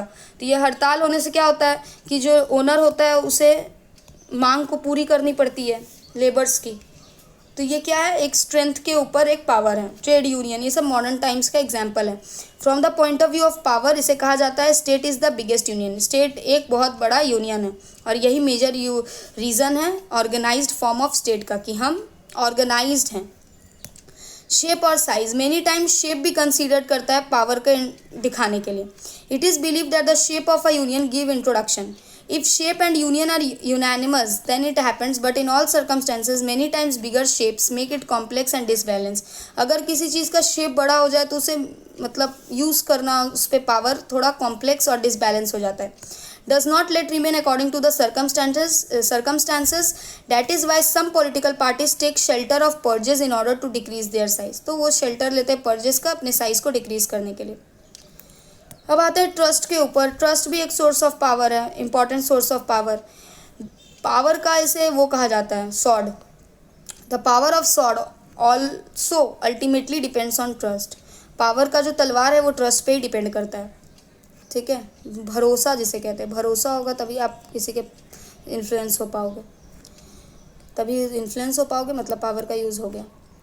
अथॉरिटी क्या है? Another source of power authority है। ये वर्क कैसे करता है? The greatness of power is determined by its ability. किस एबिलिटी से आप किसी ह्यूमन माइंड को इन्फ्लुएंस कर रहे हो, वो अथॉरिटी है। और उस पर अगर स्टैंप लग जाए इंस्टीट्यूशन का, वो अथॉरिटी है। आफ्टर डिस्क्राइबिंग हम लोग एलिमेंट्स ऑफ पावर पढ़ें तो प्रोफेसर मैकविलन ने कहा है कि the working ability of power increases. किसी का एबिलिटी इंक्रीज हो सकता है, डिक्रीज हो सकता है अदर सर्कमस्टांसेस में, जैसा जैसा उन्हें काम करना है। What are the types of power? कितने तरह का पावर होता है? तो मल्टी टाइप है, वेरियस काइंड से, अलग अलग स्कॉलर्स ने अलग अलग टाइप्स बताया है। तो अकॉर्डिंग टू गोल्डेमर और एडवर्ड शील्ड्स के अकॉर्डिंग हम पढ़ेंगे कि क्या है। An individual's power is the only quantity in which he can change. किसी भी इंडिविजुअल के उसके डिज़ायर के अकॉर्डिंग या बिना उसके डिज़ायर के बिहेवियर को चेंज करना, उसे पावर कहते हैं। 3 टाइप्स ऑफ पावर है according to Goldhamer and Edward Shils. पहला है फोर्स, फिजिकल पावर का यूज़ करना। अगर कोई पावरफुल पर्सन इन्फ्लुएंस कर रहा है किसी के बिहेवियर को फिजिकल पावर का यूज़ करके, तो उसे कहते हैं force. Authority, showing wishes clearly, सामने वाले के विश के अकॉर्डिंग करना। When powerful person after showing his wish, अपने विश के मतलब अकॉर्डिंग विश दिखा करके करना। अगर पावरफुल पर्सन अपना विश दिखा रहा है, इन्फ्लुएंस कर रहा है अदर के बिहेवियर को, और can be in form of direction और रिक्वेस्ट। ये डायरेक्ट करके भी वो कर सकता है अथॉरिटी ये काम, और रिक्वेस्ट करके भी कर सकता है कि मैं ये चीज़ें। हाँ, मैनिपुलेशन, ये हिडन इन्फ्लुएंस है। मैनिपुलेशन आप ऊपर से नहीं देख सकते कौन कौन कर रहा है। मैनिपुलेशन करना, वे ऑफ इन्फ्लुएंसिंग, एक तरह का इन्फ्लुएंस करने का तरीका है, किसी को मैनिपुलेट करना, अपने अकॉर्डिंग इन्फ्लुएंस करना। तो ये क्लियरली दर्शाता है what the powerful person wants. जो चाहता है वो इन्फ्लुएंस उसे कर सकता है अलग अलग मेथड से। बहुत important, according to Max Weber, बहुत बार ये एग्जाम में पूछा भी है। अगर आता है अथॉरिटी के ऊपर आपको लिखने, तो आप मैक्स वेबर का मेजर फॉर्म्स लिखना, वेरी इंपॉर्टेंट। पावर का फॉर्म्स लिखना। वेबर ने स्टडी किया कि ओनली रीजनेबल पावर को ही, जो रीजनेबल पावर है उसे ही अथॉरिटी कहा जाता है। रीजनेबल पावर वो पावर होता है आइदर वो विलिंगली एक्सेप्टेड हो या फोर्सबली एक्सेप्टेड हो। तो उसे कहा जाता है रीजनेबल पावर, और इस रीजनेबल पावर को ही अथॉरिटी कहा जाता है। Power which is not reasonable, जो पावर रीजनेबल नहीं है, या तो विलिंगली नहीं है या फोर्सिबली नहीं है, तो उसे कहा जाता है कोएर्शन। वेबर उसे क्या कहते हैं? कोएर्शन। रीजनेबल पावर है जिसके पास, उसी को अथॉरिटी कहते हैं। और रीजनेबल पावर मतलब अगर कोई आपकी बात विलिंगली अपने मन से माने या फोर्सिबली फोर्स से माने, और अगर आपके पास यही दोनों चीज़ से ना माने, रीजनेबल पावर नहीं है, यानी कि वो क्या है? कोएर्शन है। कैरेक्टरिस्टिक्स क्या है? लीगल और constitutional. 3 forms of reasonable power हैं, लीगल और कॉन्स्टिट्यूशनल, ट्रेडिशनल और कैरिस्मेटिक। ये जो लीगल है ये लॉ पे डिपेंडेंट होता है, ये बिलीव करता है लॉ का वैलिडिटी, डायरेक्शंस, डिक्रीज, ये वाला पावर लीगल और कॉन्स्टिट्यूशनल। कॉन्स्टिट्यूशन पे बिलीव करता है, कोई काम करो लीगल करो, पावर को लीगली यूज़ करो। इसका कैरेक्टरिस्टिक्स ये है, सबऑर्डिनेट बिलीव इन वैलिडिटी, ये वैलिडिटी को सबऑर्डिनेट करता है, कब तक ये लीगल रूल चलेगा। ये मॉडर्न डेमोक्रेटिक गवर्नमेंट को शो करता है कि जहाँ पे ये पावर यूज़ हो रहा है मॉडर्न डेमोक्रेटिक गवर्नमेंट है। ट्रेडिशनल है, ट्रेडिशन के बेस्ड पे, सैक्रेड रूल्स पे डायरेक्शन देना, पावर का यूज़ करना ट्रेडिशन के नाम पे और उसे दिखाना कि ये सैक्रेड चीज़ है। मोनार्कीज़ पहले थे, किंग क्वींस थे। पोप वाला एक स्टोरी पढ़े हैं ना, जो पोप कहता था, फ्रांस का अगर कोई हिस्ट्री पढ़े हो तो पोप कहता था हम ही राजा हैं, हम भगवान के भेजे हुए दूत हैं। तो ये ट्रेडिशनल पावर का यूज़ कर रहा है, ये लोग ट्रेडिशनल रूलर्स होते हैं, मोनार्कीज़। कैरिस्मेटिक मतलब devotion due to personal qualities, अपने पर्सनल क्वालिटीज़ का डिवोटेड करना। डिसिप्लिन कंसीडर्ड लीडरशिप क्वालिटी, जो कि अंदर में आपके कैरिस्मेटिक लीडर हो, आपके अंदर ही है वो लीडरशिप क्वालिटी, ठीक है। कंप्लीटली सरेंडर कर देना, जैसे Pandit Nehru, most of his prime ministership, सब ये कैरिस्मेटिक लीडरशिप क्वालिटी को दिखाता है। इंदिरा गांधी, ये लोग। अकॉर्डिंग टू बॉयस्टर्ड के अकॉर्डिंग देखा जाए तो पावर का बेसिस क्या है? विजिबल पावर, यानी पावर दिख रहा है अथॉरिटी और फोर्स के अकॉर्डिंग। इनविजिबल पावर, जो अंदर में लेटेंट पावर है। कोएर्शन के according coercion power, non coercive power. Formality, formal power होता है, इनफॉर्मल पावर होता है। यूज़ कैसे करना है? तो डायरेक्ट पावर होल्डर यूज़ करेगा, या तो इनडायरेक्ट, उसके जगह कोई और यूज़ करेगा पावर को। From point of view of direction, single dimension है, डबल डायमेंशन है, मल्टी डायमेंशन है, इसका डायरेक्शन बहुत है। From view point of centralisation, इसका टाइप है सेंट्रलाइज्ड है, एक सेंट्रल अथॉरिटी है, कंट्रोल कर रहा है पावर को। डिसेंट्रलाइज है, डिस्ट्रीब्यूट है पावर अदर बॉडीज़ में। वाइडली डिस्ट्रीब्यूटेड, वही डिस्ट्रीब्यूटेड है, unclear like public power. Basic area क्या है? Related to particular physical area, international area पे डिपेंड है। सुपर पावर है, मीडियोकर, अलग अलग टाइप का अलग अलग ये पावर बताएं। Uses and limitations of power. अब आते हैं पावर का यूजेस क्या है और पावर के लिमिटेशंस क्या है। इसका बेसिक है सैंक्शन और मीन्स, ठीक है, बेसिक यूज़ है। क्वांटिटी और टाइप्स इसके वेरी करते हैं according to country, time. Sanction मतलब है या किस तरीके से आप पावर का यूज़ कर रहे हो, या अवार्ड दे रहे हो, पनिशमेंट से चेंज कर रहे हो, स्टॉप कर रहे हो मॉनिटरी गेन, इम्प्रिजनमेंट दे रहे हो, फिजिकल असॉल्ट कर रहे हो, फाइन, डिसमिसल, इंसल्ट। तो ये है पावर का यूजेस कि किस टाइप से आप अपने पावर को यूज़ कर रहे हो। इंस्टीट्यूशन में in order to use power, एक इंस्टीट्यूशन अगर किसी को थ्रेटन कर रहा है या ऑफर कर रहा है एज पर द रिक्वायरमेंट, तो वो इंस्टीट्यूशन का पावर है। Example, US president, the president of US in order to have influence on Congress, US का प्रेसिडेंट कांग्रेस को इन्फ्लुएंस करता है और ऑफर करता है पोस्ट कांग्रेस के मेंबर्स को और उनके सपोर्टर्स को। Talking of calling a special session बोल करके, talks directly to the voters, voter से डायरेक्टली तो बात करते हैं।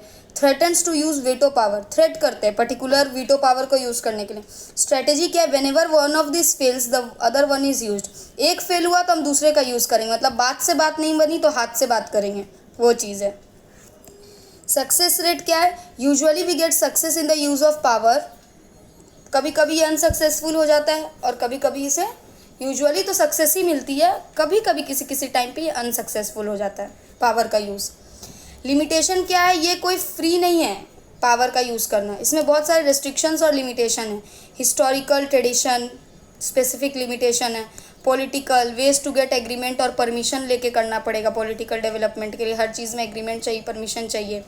मोरल और रिलीजियस, मोरालिटी और रिलीजन को देखते हुए पावर का यूज़ करना है, मतलब एक इंसानियत भी तो चीज़ है, वो चीज़ है इसके अंदर कि religion, morality, pressure of morality, कि हम कोई भी डिसीजन ले रहे हैं तो मोरालिटी के साथ लें। प्रेशर ऑफ ग्रुप्स, सोसाइटी में ग्रुप्स का प्रेशर है, कुछ भी नहीं पावर का यूज़ कर सकते। Personal aims and objectives of users, aim क्या है, पर्सनल जो पावर का यूज़ करे उसका ऑब्जेक्टिव क्या है उस पर भी डिपेंड करता है, उसकी कैपेसिटी कितनी है। स्ट्रक्चरल कॉम्पिटिटिव चीज़ है ये, वर्किंग मेथड अलग होता है, एनवायरनमेंट भी अलग होता है। Power has to work under various constant and can not exercised arbitrarily. Power different work में डिफरेंट तरीके से यूज़ होता है, लेकिन आर्बिट्रेली मतलब इसको हम लोग गलत तरीके से यूज़ नहीं कर सकते, हाथापाई वाले तरीके से यूज़ नहीं कर सकते, किसी को हार्म करने के लिए यूज़ नहीं कर सकते। View point of power in political science, one of the main objective political science में इसका क्या है, in whose hand is power, power किसके हाथ में और ये यूज़ कैसे होगा। मॉडर्न ट्रेंड में मॉडर्न थिंकर के according more interest in expressing the idea of power rather than expressing the idea of state. Power is the heart of the political research का ये हर्ट है पावर। लोग power को ज़्यादा express किए हैं, पावर के आइडिया को एक्सप्रेस किए, ना कि स्टेट, आइडिया ऑफ स्टेट को कोई एक्सप्रेस नहीं किया। बेनिफिट क्या है, the clear benefit is that through this the activity to influence others can be understood. इसका मेन बेनिफिट ही यही है कि अपने एक्टिविटी से हम दूसरे को इन्फ्लुएंस करके दूसरे को समझा पा रहे हैं। हिस्टोरिकल कॉन्टेक्स्ट क्या है कि मतलब अर्लियर पिछले टाइम पे जो पावर का आइडिया था वो रेलेवेंट था in the study of politics. Ancient times में the idea of power was consider to be unlimited, ancient times में अनलिमिटेड है, which is why it is obvious to have doubts about it. तो इसीलिए doubts सबके दिमाग में आता है कि कैसे पिछले टाइम में पावर का यूज़ होता था, कैसे वो अनलिमिटेड था। तो प्रेजेंट सिग्निफिकेंस ये है कि presently the idea of power has gained enough significance. अभी के टाइम पे पावर बहुत सिग्निफिकेंट, बहुत इंपॉर्टेंट है और ये पॉपुलैरिटी भी देता है, पावर के साथ साथ पॉपुलैरिटी भी आती है। What are the thoughts of George Catlin on power. George Catlin के अकॉर्डिंग ये फर्स्ट पर्सन थे जिन्होंने इस पे, George Catlin was the first person who develop the arrange theory, इस पे एक थ्योरी अरेंज किया और पावर को एक सेंट्रल पॉइंट बताया। उनके आइडियाज़ ये थे कि पावर एक बेसिक एलिमेंट है। कैटलिन कंसीडर करते थे कि लाइफ का जो बेसिक एलिमेंट है वो है पावर। सेकेंड है wish fulfilment theory, every individual wants to fulfil, हर इंडिविजुअल अपने विश को फुलफिल करना चाहता है। The wish is basis of all his work, जितना वो काम करता है उसी बेसिस पे उसके विश बनते हैं। In order to fulfil his wish he has to regulate others wishes, अगर अपने विश को उसे पूरा करना है तो उसे साथ साथ he has to regulate other लोगों के विश को रेगुलेट करना पड़ेगा अपने विश के according. Whenever the individual try to in this direction the power or element conflict, और जब ये वाला चीज़ लोग ट्राई करते हैं अपने अकॉर्डिंग कि हम जैसा चाह रहे हैं सामने वाला मेरे विश के अकॉर्डिंग काम करे, अपने विश को फुलफिल करने के लिए सामने वाले को रेगुलेट कर रहे हैं, तो ये चीज़ कन्फ्लिक्ट लाता है। क्या लाता है? Conflict. Scope of study, the study of power does not make it completely clear, कि कैसे गवर्नमेंट, ये पूरा क्लियर नहीं बताया गया है कि कैसे गवर्नमेंट कंट्रोल कर रहा है द सोसाइटी और हाउ टू स्टैब्लिश, अरेंज कैसे किया जाए। रेदर इसके स्टडी में भी contemplate on this vast problem, how does an individual और group influence the wishes of other. ये बताता है कि एक इंडिविजुअल और ग्रुप ऑफ पीपल कैसे अदर पीपल के विश को इन्फ्लुएंस करते हैं। If the conflict of wishes, एक फेमस कोट है, if the conflict of wishes is made on the basis of political science, अगर किसी का कन्फ्लिक्ट हो रहा है उसके विशेज़ जो कि पॉलिटिकल साइंस पे बेस है, then the remaining subject material of the political science will be clarified, तो जितना रिमेनिंग सब्जेक्ट है वो भी क्लैरिफाई हो जाएगा। अगर विशेज़ को बना दिया जाए पॉलिटिकल साइंस का बेस, कन्फ्लिक्ट ऑफ विशेज़ मतलब अगर कन्फ्लिक्ट ऑफ विशेज़ को बना दिया जाए पॉलिटिकल साइंस का बेस, तो पॉलिटिकल साइंस क्लैरिफाई हो सकता है। ये है फेमस कोट। लैसवेल का थॉट क्या था पावर पे? लैसवेल भी इंपॉर्टेंट है। लैसवेल कौन है? फेमस थिंकर है, इन्फ्लुएंशियल रिसर्चर है और of the present time on power के ऊपर ही वर्क विद केपलन के साथ इन्होंने काम किया है। Comparison with Catlin, they both Catlin and Lasswell are unanimous in giving, एक ही दोनों का राय था। लैसवेल कंसिडर किया पॉलिटिक्स को at a large scale, that is why the result इनका डिफरेंट है।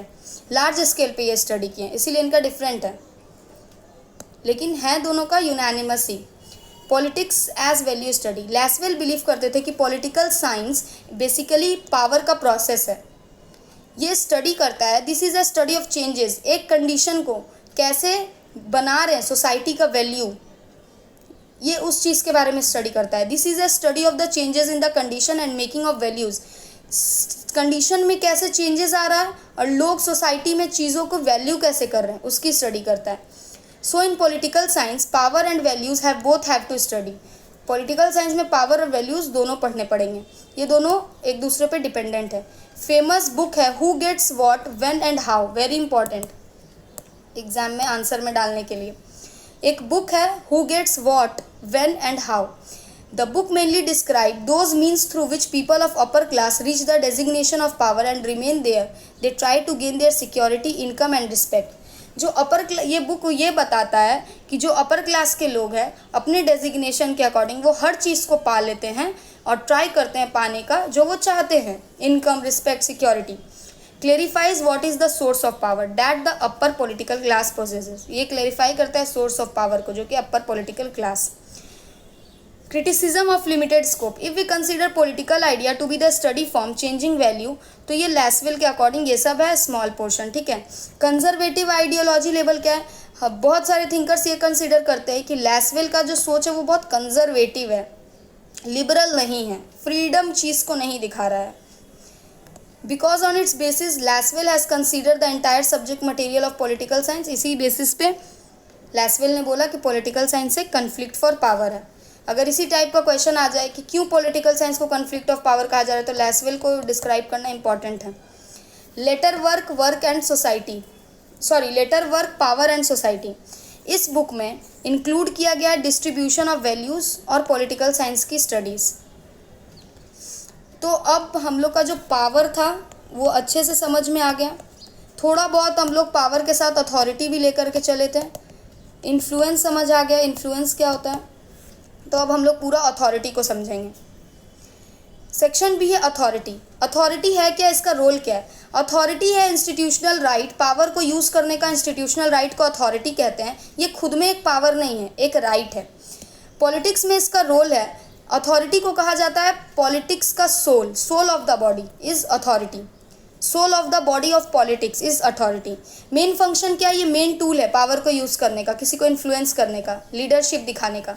जितने पॉलिटिकल प्रोसेस हैं ये बेस्ड होते हैं अथॉरिटी पे, क्योंकि अथॉरिटी है तभी कुछ करने का राइट है। लॉ पे, कोऑर्डिनेशन पे और डिसिप्लिन और डेलीगेशन पे। इंपॉर्टेंस क्या है इसका? इंपॉर्टेंट रोल ये है कि ये फॉर्मल इनफॉर्मल ऑर्गेनाइजेशन में चलता है, इसे इग्नोर नहीं किया जा सकता पॉलिटिकल लाइफ में। बहुत सारे सर्कमस्टेंसेस में कोई भी इंडिविजुअल और ग्रुप किसी अथॉरिटी के बिना काम नहीं कर सकता। एनी इंडिविजुअल और group can keep authority without having formal authority. Authority रख सकते हैं लेकिन फॉर्मेलिटी अथॉरिटी नहीं, बहुत सारे स्पेशल सर्कमस्टेंसेज में। Democratic necessity. In democracy it is very necessary. Democratic अगर कंट्री है आपका है तो अथॉरिटी को रखना बहुत ज़रूरी है और एक्सेप्ट करना पब्लिक को कि सामने वाला के पास अथॉरिटी है और उसकी बात माननी पड़ेगी।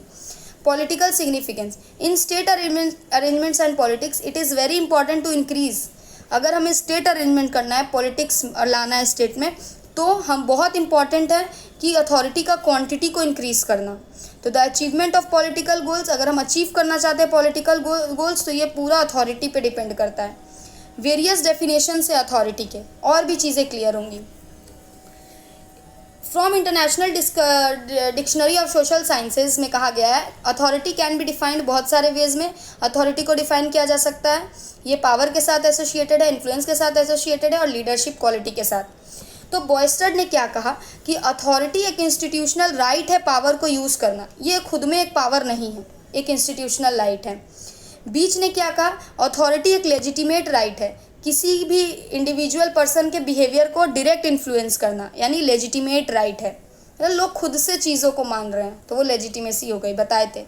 हेनरी क्योल ने क्या कहा कि अथॉरिटी वो राइट है कि हम किसी को ऑर्डर दे सकते हैं और हमारे पावर को देखते हुए लोग उस ऑर्डर को मानेंगे।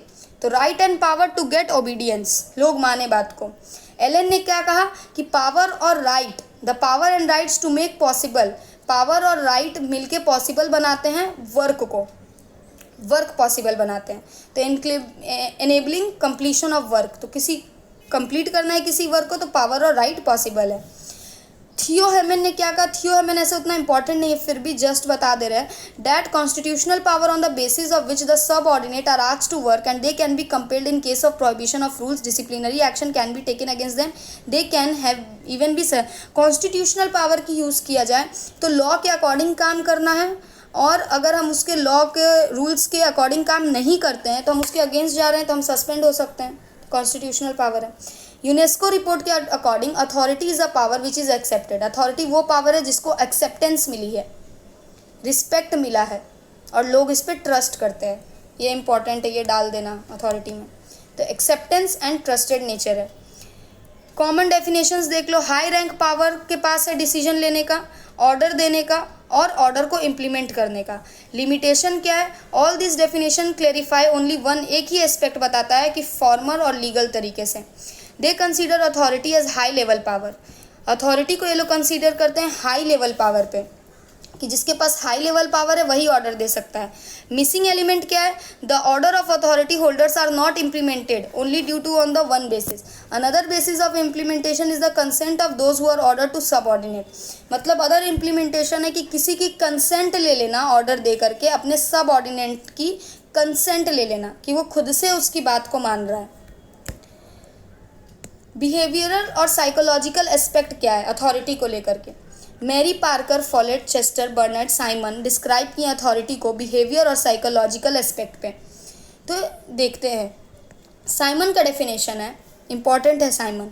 Authority right is the power of taking decision, authority right ये है कि डिसीजन ले सकते हैं, ऐसा पावर है। अथॉरिटी एक वो राइट है जिसमें हमारे पास पावर है डिसीजन लेने की, डायरेक्शन देने की अदर्स को, और रिलेशन स्टैब्लिश करने की ऑफिसर और सब ऑर्डिनेट में। ऑफिसर मतलब हाई रैंक और सब ऑर्डिनेट उससे मतलब lower rank. The officer take the decision, officer decision लेगा और एक्सपेक्ट करेगा कि सब ऑर्डिनेट उसे फॉलो करे। तो ये हायरार्की दिखाता है, लो हाई से लो के तरफ। Subordinate expect those decision on their behaviour is finalised by this decision, subordinate expect करता है कि वो डिसीजन फाइनलाइज हो उनके बिहेवियर में और उनके डिसीजन में। Comprehensive definition, keeping both element in view, upper power to take decision और कंसेंट ऑफ सबऑर्डिनेट, मतलब पावर जो यूज़ कर रहा है वो तो अपर पावर कर रहा है, लेकिन साथ साथ सबऑर्डिनेट की कंसेंट भी तो ज़रूरी है कि वो एक काम को करेगा। तो अथॉरिटी डिफाइन किया गया है कि अथॉरिटी वो पावर है, वो सिचुएशन है, authority is that power situation, और right of taking decision, decision लेने का राइट है, ऑर्डर देने का और उसे फॉलो करवाने का, जो कि सबऑर्डिनेट भी एक्सेप्ट करे और फॉलो करें। Theories of about the nature of authority, theories क्या है, डिफरेंट ओपिनियंस है, 2 थ्योरी दिया गया है। कि formal theory, according to this theory authority has a right to give order, authority के पास राइट है ऑर्डर देने का। सोर्स क्या है, सीनियर है, स्पेशल ऑफिसर है। स्ट्रक्चर क्या है, एक पोस्ट सीक्वेंस बनाया गया है कि लोअर से अपर के तरफ जाएंगे। बेसिस क्या है कि एक ऑर्गेनाइजेशन है, पावर है उसके पास, उसे अथॉरिटी दी गई है। एक्सेप्टेंस क्यों है, क्योंकि उसके पास पावर है, अपर पोस्ट है। पर्सनल क्वालिटी क्या है, डज नॉट कंपल्सरी, ये पर्सनल सुपीरियॉरिटी नहीं बताता, पर्सनल क्वालिटी। सिंबॉलिज्म क्या है, authority holder is just a symbol, उसके पास एक सिंबल है उसके पास, जिसके पास वो पूरा होल पावर को समेट के रखा है। मैकवेलर ने इस कॉन्सेप्ट को कहा magic of rule, MacIver called it magic of rule. A person who gives order, जो ऑर्डर दे रहा है, may not be more intelligent, वो ज़रूरी नहीं है कि वो सब ऑर्डिनेट से ज़्यादा इंटेलिजेंट है, मतलब जो हायर पोस्ट पे बैठा हुआ है वो ज़रूरी नहीं है कि सब ऑर्डिनेट वाला जो पोस्ट पे बैठा है उससे ज़्यादा इंटेलिजेंट हो। ये भी हो सकता है कि सब ऑर्डिनेट वाला ज़्यादा इंटेलिजेंट हो सकता है, ठीक है, ये भी नहीं हो सकता कि वो ज़्यादा कैपेबल है। May not be superior, view point में भी उससे सुपीरियर नहीं है, और ना ही could even be inferior to them, वो उससे इन्फीरियर भी हो सकता है। Yet being in condition of authority he gives order and direction and all his orders are obeyed, इस कंडीशन में भी लेकिन उसके पास क्या है, अथॉरिटी है, ठीक है, उसके पास अथॉरिटी है, इस वजह से सब ऑर्डिनेट को उसकी बातें माननी पड़ती है। ज़रूरी नहीं है कि उसके पास नॉलेज है, वो सुपीरियर है, ये ज़रूरी नहीं है। नेक्स्ट थ्योरी है एक्सेप्टेंस थ्योरी। बेसिक प्रोपोजिशन है बिहेवियरिस्ट और human relation, having no faith in formal theory. Formal theory में जिनका फेथ नहीं है वो एडवोकेट की acceptance theory. Legal versus actual, authority एक फॉर्मल चीज़ है ना कि लीगल। रियल सक्सेस क्या है, एक्चुअली सक्सेस डिपेंड करता है एक्सेप्टेंस पे, कि सब ऑर्डिनेट जो हैं अगर हायर अथॉरिटी की बात को मान रहे हैं, एक्सेप्ट कर रहे हैं, तभी कहलाएगा कि उसको सक्सेसफुल मिला है उस अथॉरिटी को। व्हेन सबऑर्डिनेट, कंडीशन क्या है, when subordinate accept order in limitation of their capability understanding, limitations के साथ अगर वो अंडरस्टैंड करे सबऑर्डिनेट बात को। अब आते हैं बर्नार्ड के 4 कंडीशन को। In his book the function of the executive, ये बर्नार्ड का बुक था, function of the executive, Barnard ने लिखा कि subordinate to follow rules 4 condition, subordinate 4 condition में रूल्स को फॉलो करते हैं और फुलफिल करते हैं। पहला है अंडरस्टैंडिंग, सबऑर्डिनेट अंडरस्टैंड करते हैं और इज़ एबल टू अंडरस्टैंड सामने वाले का इन्फॉर्मेशन और ऑर्डर को अगर अंडरस्टैंड कर रहे हैं तो उसे फॉलो करेंगे। Relevance, while taking decision must have believe that order is not irrelevant, जब भी डिसीजन ले रहे हैं तो सबऑर्डिनेट को बिलीव करना होगा कि सामने वाला जो हायर अथॉरिटी है वो रिलेवेंटली सही डिसीजन ले रहा है। Personal benefit, while taking decision must think that in totality related order must be in favour of personal benefit, जब भी कोई डिसीजन ले रहे हैं तो वो सबऑर्डिनेट सोचेगा कि हाँ इससे मेरा भी फ़ायदा है। कैपेसिटी, मस्ट हैव फिजिकल और मेंटल कैपेसिटी, उस ऑर्डर को कंप्लीट करने के लिए वो फिजिकल और मेंटल कैपेसिटी होना चाहिए। बैलेंस्ड व्यू पॉइंट क्या है, वीकनेस ऑफ बोथ थ्योरी, दोनों का वीकनेस क्या है, दोनों थ्योरी का, बोथ थ्योरी का अपना अपना वीकनेस है और ये एक्सट्रीमिस्ट हैं। Synthesis, accepting the theories of both theories a balanced view point, दोनों थ्योरीज को अगर एक्सेप्ट कर रहे हैं तो वो बैलेंस्ड व्यू पॉइंट है, अपना अपना वीकनेस है दोनों का। In the concept of authority, ये कॉन्स्टिट्यूशनल भी है और वैलिडिटी पावर भी है और सबऑर्डिनेट इसे मानते भी हैं, ठीक है। अब आते हैं वेरी इंपॉर्टेंट मैक्स वेबर का अथॉरिटी का टाइप्स, वो पावर के टाइप्स की तरह ही है ये भी। इन्वेस्टिगेट किया गया अथॉरिटी को सॉक्रेट्स, प्लेटो, ऑगस्टाइन, तो मैक्स वेबर ने 20th सेंचुरी में एनालाइज किया टाइप्स ऑफ अथॉरिटी और उसकी validity.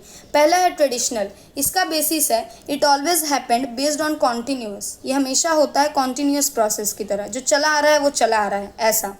Orders accepted because they have always been accepted, हर टाइम मतलब पिछले टाइम से ही ये ऑर्डर्स एक्सेप्टेड थे इसीलिए अभी भी मुझे मानने पड़ रहे हैं।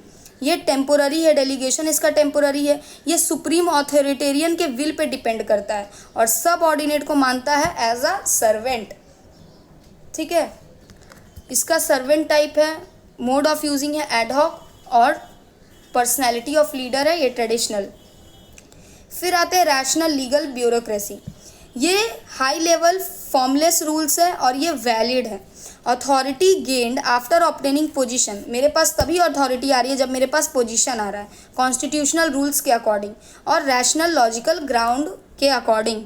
ये पूरा मॉडर्न ब्यूरोक्रेसी का प्योर फॉर्म है, रैशनल और लीगल ब्यूरोक्रेसी। ये पूरा ब्यूरोक्रेटिक डिपार्टमेंट पे रैशनल है और पर्सनल अरेंजमेंट और ये स्टैब्लिश है लीगली और सही भी है। कैरिस्मेटिक, पर्सनल इन्फ्लुएंस कर रहे हैं अपना थॉट दूसरे के ऊपर, तो सब ऑर्डिनेट कंसिडर करते हैं कि ये ऑर्डर जो दे रहा है ये जस्टिफाई है, उसका ये क्वालिटी है कि वो इन्फ्लुएंस कर पा रहा है, तो सब ऑर्डिनेट अपनी इच्छा से उसे फॉलो करते हैं। तो पर्सनल, ऑफिशियल और सर्वेंट है ये इनडायरेक्ट है और आइडियलिस्टिक है।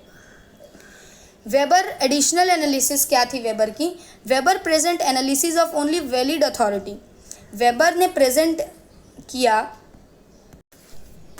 ने एनालिसिस किया सिर्फ वैलिड अथॉरिटी और रैशनल लीगल अथॉरिटी को वीक समझा और समझा कि ये ब्रोक हो सकती है। टू गिव इट स्ट्रेंथ, एनिमेंट और ट्रेडिशनल और कैरिस्मेटिक शुड बी एडेड, तो इसे ताकत देने के लिए हमें ट्रेडिशनल और कैरिस्मेटिक अथॉरिटी को भी ऐड करना होगा। तो अदर टाइप्स ऑफ अथॉरिटी क्या है व्यू पॉइंट के अकॉर्डिंग, जोनल यानी जोन पे डिपेंडेंट करता है authority, national, provincial, local. Wider में देखा जाए तो नेशनल और इंटरनेशनल लेवल पे। कॉन्स्टिट्यूशनल में देखा जाए तो कॉन्स्टिट्यूशनल के बेसिस पे या नॉर्मल ऑर्डिनरी लॉ पे। ट्रेडिशनल पार्ट में देखा जाए गवर्नमेंट के पार्ट में तो एग्जीक्यूटिव, लेजिस्लेटिव और जुडिशरी के पास अथॉरिटी है। पॉलिटिकल व्यू से देखा जाए तो पॉलिटिकल और एडमिनिस्ट्रेटिव टाइप है इसका। वेरियस सब्जेक्ट में इकोनॉमिक, सोशल, रिलीजियस, कल्चरल, ये जितने सारे टाइप्स हैं ये सारे व्यू पॉइंट हैं दोनों का। मतलब there is no basic difference in all these so called forms of authority, इसमें कोई बेसिक डिफरेंसेस नहीं है ये so called forms of authority में। बेसिस ऑफ अथॉरिटी क्या है, आता कहाँ से है ये अथॉरिटी का nature. Authority is such an independent difference which is closely related, ये क्लोजली रिलेटेड है पावर और इन्फ्लुएंस से। कौन, अथॉरिटी। इसका मेन फाउंडेशन क्या है, the main foundation of his authority is only validity, कि कितने टाइम के तक वैलिडिटी है। अगर मान लो कि प्राइम मिनिस्टर के पास 5 साल तक का पावर है तो उसके पास अथॉरिटी है, तभी वो पीएम के ड्यूटीज़ को पूरा करेंगे, और ये वैलिडिटी ख़त्म हो जाएगी तो वो पीएम नहीं रहेंगे, मतलब फिर से अगर इलेक्ट नहीं हुए वो तो वो चीज़ है। Because orders are followed on the basis of equality of values between officers, और सब ऑर्डिनेट का भी सेम सीन है। फेथ और एक्सप्लेनेशन, मतलब फेथ और इसका एक्सप्लेनेशन क्या, लोग कैसे कैसे अथॉरिटी को मानते हैं। या तो फेथ है, ऑफिसर के ऊपर पूरा विश्वास है, या तो थॉट प्रोसेस सेम है कि जो ऑर्डर दे रहा है अथॉरिटी और सब ऑर्डिनेट जो मान रहा है उन लोग दोनों के थॉट प्रोसेस एक हैं। वेरियस पनिशमेंट प्रोसेस, या तो वो डर के कॉन्सिक्वेंसेस से मान रहा है कि अगर नहीं मानेंगे तो मेरे प्रति एक्शन लिया जाएगा। सब ऑर्डिनेट का नेचर क्या है, डिस्पोजिशन, अपने पोजीशन के अकॉर्डिंग वो कर रहा है। इन्वायरमेंटल प्रेशर, इंटरनल भी प्रेशर है उसके ऊपर, वहाँ वो काम कर रहा है कि हायर ऑफिशियल की बात माननी है, और एक्सटर्नल भी प्रेशर है। इन्वायरमेंटल प्रेशर से इंटरनल और एक्सटर्नल को और डिफाइन किया जा रहा है। Rights of power of post, position holder जो है उनके पास राइट है, पावर है। इंटरनल पॉलिटिकल स्ट्रक्चर है, कॉन्स्टिट्यूशनल, एडमिनिस्ट्रेटिव, ऑर्गेनाइजेशनल वर्क है, वो इंटरनल राइट्स हैं। एक्सटर्नल क्या है, wish to well maintain existence of state, मतलब वो अपने इच्छा से अपने काम को करना चाह रहा है, तो ये एक्सटर्नल है। Zone of indifference, zone of indifference का मतलब क्या है कि जो भी अथॉरिटी से ऑर्डर आ रहा है सब ऑर्डिनेट को वो ब्लाइंडली मानना ही पड़ेगा। Field of acceptance, field of acceptance limited है, ये कीप्स इंक्रीज भी हो सकता है, डिक्रीज भी हो सकता है। Usually subordinate has tendency to follow orders in every subject because he get exempted from responsibilities, उसको ये रिस्पॉन्सिबिलिटी दी गई, उसका एक तरह से रिस्पॉन्सिबिलिटी है सब ऑर्डिनेट का कि वो हायर ऑफिशियल्स की बात माने। अगर सब ऑर्डिनेट के व्यू पॉइंट से देखा जाए तो it is very important that order should be organisation के बेनिफिट में हो ऑर्डर, और पर्सनली हो। फॉलो करने का रीज़न क्या है, या तो वो करेगा, हायर ऑफिशियल की बात मानेगी तो उस बात मानेंगे तो उन्हें अवार्ड मिलेगा, या तो अप्रिशिएशन मिलेगा कि हाँ मैंने जो कहा तुमने माना, तो अप्रिशिएट करेंगे लालच से कि अगर मैंने इनकी बात मानी तो मुझे फ्यूचर में प्रॉफिट होगा, या तो फिर पनिशमेंट के डर से कि अगर बात नहीं मानी तो फिर मुझे क्या मिलेगा, पनिशमेंट मिलेगा।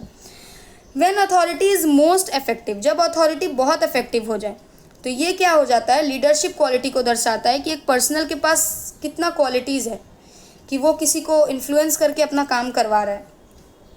Maximum effectiveness, when equality of values is establish, अगर इक्वालिटी ऑफ वैल्यूज इस्टेब्लिश हो जाती है अथॉरिटी और इसमें सब ऑर्डिनेट में, तो ये मैक्सिमम इफेक्टिवनेस दिखाती है। ये बहुत डायनेमिक नेचर है, इंक्रीज डिक्रीज होते रहता है, इन दोनों का रिलेशन है अथॉरिटी और सब ऑर्डिनेट का, बस इतना। 4 basis to follow authority according to Simon, Simon के अकॉर्डिंग अथॉरिटी का बेसिस क्या है फॉलो करने का। Why people accept authority, people क्यों अथॉरिटी को एक्सेप्ट करते हैं, this is an important question, ये बहुत इंपॉर्टेंट क्वेश्चन है। तो एक्सेप्टेंस थ्योरी के अकॉर्डिंग, मार्क्स वेबर के अकॉर्डिंग और ये लोग के अकॉर्डिंग साइमन का आइडिया बहुत इंपॉर्टेंट है जो कि 4 बेस देता है। पहला है फेथ, फेथ के अकॉर्डिंग अथॉरिटी कि मानते हैं, विश्वास है कि जो करेगा सही करेगा, नेचुरल फेथ है ऑफिसर पे। अगर फेथ ब्रोक होता है तो डिफ़िकल्ट हो जाएगा हायर अथॉरिटी को लोअर अथॉरिटी से काम कराना।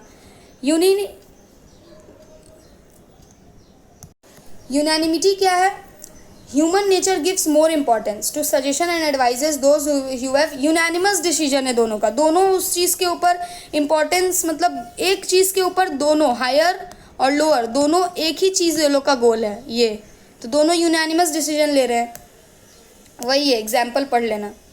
प्रेशर क्या है, प्रेशराइज होकर के काम कर रहे हैं, ठीक है। अथॉरिटी की बात क्यों मान रहे हैं, क्योंकि प्रेशराइज हैं, क्योंकि करना ही पड़ेगा फॉलो।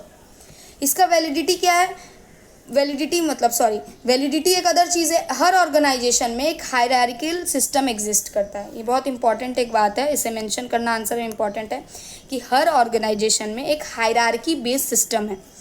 इस हाईएस्ट पोजीशन से लेकर के लोएस्ट पोजीशन तक, पुलिस रैंक देख लो, कोई भी तरह का रैंक लेके देख लो, लोएस्ट लोएस्ट लोएस्ट लोएस्ट ऐसे कर करके लोग आगे बढ़ते हैं।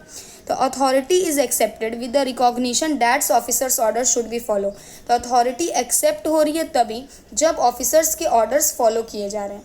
इसका इंपॉर्टेंस ये है कि importance of validity is clear, जो वैलिडिटी है इसका ये क्लियर है, इम्पॉर्टेंस इसका क्लियर है। When there is a problem of validity तो इन्फ्लुएंस अफेक्टिव नहीं होगा, अगर वैलिडिटी में प्रॉब्लम आएगा तो। Working together, all this elements work together as a basis of authority. सारे एलिमेंट्स एक साथ मिलकर अथॉरिटी के बेसिस पे काम करते हैं। समटाइम्स प्रेशर के बेसिस पे, समटाइम्स फेथ के बेसिस पे। फेथ बहुत इंपॉर्टेंट एक फाउंडेशन है इस चीज़ का। लिमिटेशंस क्या है? Necessity of limitation, without authority we can not imagine. अपना ऑर्गेनाइज सोसाइटी बिना अथॉरिटी के हम इमेजिन नहीं कर सकते कि एक सिविलाइज सोसाइटी बन सकता है। लिमिटेशन क्या है? पर्पस ऑफ लिमिटेशन, लिमिटेशन लगाने का पीछे पर्पस क्या है? Limitation implies management of use, कि कोई ओवर यूज़ ना करे, गलत यूज़ ना करे अपने अथॉरिटी का, तो उसके लिए लिमिटेशंस लगाए गए। जनरल कांस्टेंट ये है कि authority has to work under limitation. जो भी अथॉरिटी काम कर रहा है उसका एक लिमिटेशन है, वो उस लिमिटेशन के अंदर में काम करे। वो कॉन्स्टिट्यूशनल को, लॉ को देखते हुए काम करे, पॉलिटिकल सिचुएशन देखते हुए काम करे, और किसी भी कल्चर को ओवर रूल ना करे, अपने वैल्यूज़ के देखते हुए काम करे, ट्रेडिशनल मोरल कंसेप्ट इसी तरह। तो लिमिटेशंस को हम लोग पढ़ेंगे। नेचुरल लिमिटेशंस क्या है? वेदर और not basic right mention in the constitution, no state can prohibit citizens from life. क्योंकि हम लोग का बेसिक राइट दिया हो या ना दिया हो, वेदर और not basic right mention in the constitution, कोई भी स्टेट सिटीजन्स को जीने से मना नहीं कर सकता, कॉमन फ्रीडम से मना नहीं कर सकता, लिमिटेड प्रॉपर्टी से मना नहीं कर सकता। तो फर्स्ट एंड कंपलसरी लिमिटेशन ही यही है कि authority crossing this limits deemed illegitimate. अगर अथॉरिटी इस चीज़ को क्रॉस करता है, इस बॉर्डर को, कि लोग परेशान हो रहे, तो वो इलेजिटिमेट कहा जाएगा। मोरल रिलीजियस फेथ क्या है? कंपलसरी लिमिटेशन है कि कोई भी अथॉरिटी किसी मोरल या रिलीजियस फेथ के डिफ़िकल्ट ना करे और उसके अनविलिंगनेस काम ना करे, उसके अगेंस्ट में। कल्चर को देखते हुए, आर्ट, लिटरेचर, हर चीज़ को देखते हुए अथॉरिटी इंटरफेयर करे। कॉन्स्टिट्यूशन एक अल्टीमेट सोर्स है स्टेट अथॉरिटी का, और सब रूल्स को देखते हुए वो काम करे। इकोनॉमिक में भी वही है कि इकोनॉमिक मीन्स और कैपेसिटी को देखते हुए अथॉरिटी लिमिट हो जाती है। Capacity of subordinate and unions, authority work through subordinate, authority काम ही करता है सबऑर्डिनेट के ऊपर, तो उसका capacity, their capacity limits authority. अगर सबऑर्डिनेट के पास उतना क्षमता ही नहीं होगा काम करने का जितना हायर अथॉरिटी उसको दे रहा है काम, तो वो कैसे कर पाएगा, अथॉरिटी का बात कैसे चल पाएगा? तो ये लिमिट करता है अथॉरिटी को। International organisation, existence of UN, international organisation, partial recognition, तो ये सब इग्नोर करता है completely. Authorities can not ignore them, state authorities ये सब इंटरनेशनल ऑर्गेनाइजेशन को इग्नोर नहीं कर सकता, can not ignore completely state international organisation को। अब आते हैं हम लोग, थोड़ा सा पार्ट है लेजिटिमेसी। लेजिटिमेसी क्या है और ये इम्पॉर्टेंट क्यों है? ये वो कंडीशन है जब एक पर्सन पॉलिटिकल सिचुएशन को अपने फेथ, अपने विल के अकॉर्डिंग उसकी बात माने, उस अथॉरिटी की बात माने, और कॉमनली लोग उस चीज़ को एक्सेप्ट करें। जैसे ट्रैफिक रूल्स, लोग कॉमनली मान रहे हैं कि अगर मैंने रूल्स ब्रेक किया तो मुझे जो ट्रैफिक पुलिस है वो मुझे चार्ज करेगा, तो लोग इस चीज़ को एक्सेप्ट कर रहे हैं फेथ से अपने, ठीक है। तो अगर किसी अथॉरिटी को लोग फेथ, उस पर अपना विश्वास दिखाएं, भरोसा दिखा करके उस चीज़ को एक्सेप्ट करें, तो उसे कहा जाता है लेजिटिमेसी, ठीक है। डेफिनेशन यहाँ से पढ़ लेना।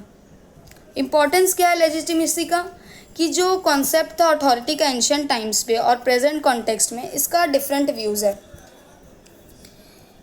विच civilization, culture, political development role, इसका रोल अलग हो जाता है पुराने टाइम से लेकर के अभी के टाइम तक। When both categories can not connected with legitimacy, her cheese legitimacy नहीं हो सकती। आप नॉर्मली सोच के देखो ना, जिसके पास पावर है, लिंक करो चीज़ों को, किसी के पास पावर है तो अथॉरिटी नहीं है। अगर किसी के पास अथॉरिटी भी है और पावर भी है लेकिन लेजिटिमेसी नहीं है, क्योंकि लोग अपने फेथ से उसे मान नहीं रहे हैं, तो तीनों ये आपस में इंटरलिंक है। मैक्स वेबर का एक पढ़ा दे रहे हैं कि this fact is so important that max weber took analysis legitimate government and authorities has is main subject. Max weber ने एनालाइज किया कि गवर्नमेंट को लेजिटिमेट होना और अथॉरिटी को, ये उनका मेन सब्जेक्ट है। इम्पॉर्टेंट क्या है, influence of every political arrangement के लिए लेजिटिमेसी पे ही डिपेंड करता है। लोग मानेंगे नहीं तो इन्फ्लुएंस कैसे होंगे।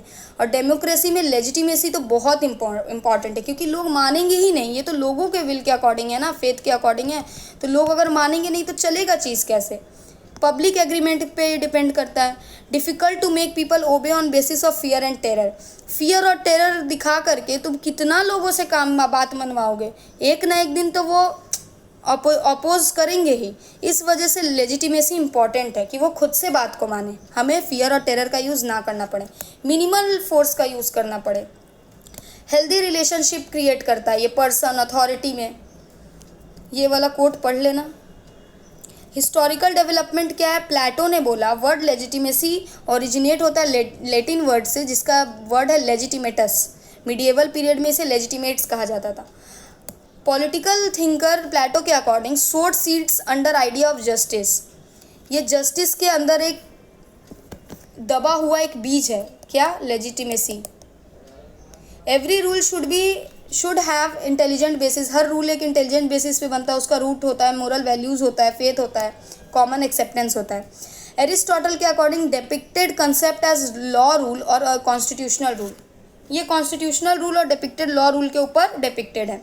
सिज़ेरो का मीनिंग क्या है, यूज़ वर्ड लेजिटिमम, पावर और जजेस ऑर्गेनाइज्ड बाय लॉ। मतलब लेजिटिमम वर्ड यूज़ करते हैं, इसका मतलब कि मेरे पास पावर है, हम लॉ के अंदर सबको ऑर्गेनाइज कर रहे हैं। ये वाला पढ़ लेना तुम लोग खुद से। लॉक वाला पढ़ लो, लॉक इम्पॉर्टेंट है। सपोर्टेड थ्रू मीडियम एग्रीमेंट, मतलब ये सपोर्ट कहाँ से मिलता है, एक मीडियम एग्रीमेंट से और कंसेंट से। मैक्स वेबर ने क्या बताया, first time propagated as omnipresent concept in present times. एक ओमनी प्रेजेंट कंसेप्ट है ये प्रेजेंट टाइम में। लेजिटिमेसी डिपेंड करता है फेथ के ऊपर, पॉलिटिकल अरेंजमेंट के ऊपर, और पीपल किस कंडीशन में आपकी बात को मान रहे हैं। तो 3 बेसिस है इसका, ट्रेडिशनल, इंटेलेक्चुअल, लीगल और कैरिस्मेटिक। वही जो तीनों हम लोग पावर में पढ़े, अथॉरिटी में पढ़े और ये लेजिटिमेसी। ये वेबर एक ही बात बताया है, अलग अलग उसमें। ये सब डेफिनेशंस पढ़ लेना, जिसको लगे, जो जिससे समझ में आए, जो लिख पाओ वो पढ़ लेना डेफिनेशन। सारे डेफिनेशंस को एक्सप्लेन नहीं किया जा रहा है, बहुत लेंदी हो जाएगा। हम लोग अगर देखें कि लेजिटिमेसी अगर ना रहे तो क्या होगा, अगर रहे ना लेजिटिमेसी, अपना दिमाग लगा के सोचो क्या होगा। अगर तुम्हारे दिमाग में इस पॉइंट से अलावा भी कुछ आ रहा है कि अगर लेजिटिमेसी नहीं रहे तो क्या होगा, तो कमेंट सेक्शन में ज़रूर अपने व्यूज़ को डालो, क्योंकि पॉलिटिकल साइंस स्टूडेंट्स के पास व्यूज़ होना बहुत ज़रूरी है कि आपका व्यूज़ क्या है। जब तक आप अपना व्यूज़ नहीं रखोगे तब तक आप पॉलिटिकल साइंस को समझ नहीं पाओगे और आंसर भी नहीं लिख पाओगे, सच पूछे तो अपना व्यूज़ होना बहुत ज़रूरी है। क्योंकि पेपर बहुत अब वास्ट कर दिया गया है, डायरेक्ट पूछता है आपसे क्वेश्चन, डू यू अग्री, क्या आप अग्री करते हो। अगर कोई लाइन दे दिया, अगर आप अग्री करते हो कि अगर लेजिटिमेसी ना रहे तो कंट्री कंट्रोल में आ सकती है, लोग कंट्रोल में आ सकते हैं, तो ये अग्री किससे पूछा जा रहा है, आपसे। तो आपको क्या देना है, वहाँ क्या लिखना है, अपना पीओवी लिखना है। तो आप कैसे अपना पीओवी लिखोगे, जब आप समझोगे कि लेजिटिमेसी क्या है, तो आप समझोगे ना कि हाँ ये सही है गलत है। कॉन्सेप्ट को समझो, आंसर खुद लिख के आओ। बस टाइप्स याद रखो, कितना टाइप्स है, थिंकर्स ने क्या बोला है, लेजिटिमेसी क्या है, ये इम्पॉर्टेंट है। तो अगर लेजिटिमेसी ना रहे तो क्या होगा। If political arrangement can not get such acceptance, अगर कोई पॉलिटिकल अरेंजमेंट उस टाइप का एक्सेप्टेंस पब्लिक से ना मिले तो उसकी वैलिडिटी कम हो जाएगी, वो अरेंजमेंट एग्जिस्ट ही नहीं करेगा बहुत टाइम तक। Can not obtain validity by acceptance obtain through threat और पावर, वो एक्सेप्टेंस के बेसिस पे नहीं उसका वैलिडिटी चलेगा, उसका वैलिडिटी चलेगा थ्रेट और पावर पे, अगर लेजिटिमेसी नहीं रहेगी। लेजिटिमेसी मतलब ही होता है कि लोग अपने विल से, अपने फेथ से किसी की बात माने, और लोग अगर मानेंगे ही नहीं तो कैसे चलेगा, वैलिडिटी कम हो जाएगी। समझ आ रहा है। अगर थ्रेट और पावर से आप मनवाओगे बात को, पहले ही बताएं, तो कब तक चलेगा, थोड़े टाइम तक चलेगा, फिर बंद हो जाएगा। Acceptance should be based on faith, acceptance होना चाहिए फेथ के ऊपर, भरोसा होना चाहिए, ट्रस्ट इंपॉर्टेंट है। That political arrangement is better than other, जो पॉलिटिकल अरेंजमेंट है वो अदर से अच्छा है। Should be as per mental values of people, वो वैल्यू कर रहा है, मेंटल वैल्यू कर रहा है पीपल की। Need of people completed in valid manner through this arrangement, इस अरेंजमेंट के द्वारा हमारी नीड कंप्लीट हो रही है वैलिड तरीक़ों से, तो वो है लेजिटिमेसी। नेगेटिव डेफिनेशन क्या है? Source of legitimacy is not public acceptance obtained by fear और bribe but acceptance based on beliefs and values. Source of legitimacy है कि ये पब्लिक एक्सेप्टेंस देखता है कि पब्लिक इस चीज़ को एक्सेप्ट कर रही है कि नहीं, ना कि वो डर से इस चीज़ को माने, रिश्वत लेकर के माने, ये नहीं देखता। लेजिटिमेसी है अपने फेथ से चीज़ों को मानना।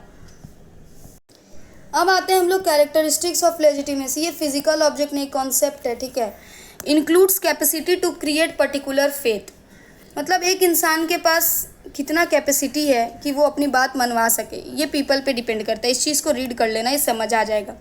Related to concept of influence, legitimacy एक स्टेबिलिटी है। अगर कोई पावर लेजिटिमेसी के साथ यूज़ कर रहा है तो यानी कि उसका पावर चलेगा, बहुत टाइम तक चलेगा, वो चीज़ है। गुडविल इंक्रीज करता है, पनिशमेंट देता है जो गलत करता है उसको। तो state becomes legitimate when doing this influentially. अगर आप किसी को इन्फ्लुएंस कर रहे हो राइट वे में तो उस स्टेट को कहते हैं कि वो एक लेजिटिमेट स्टेट है।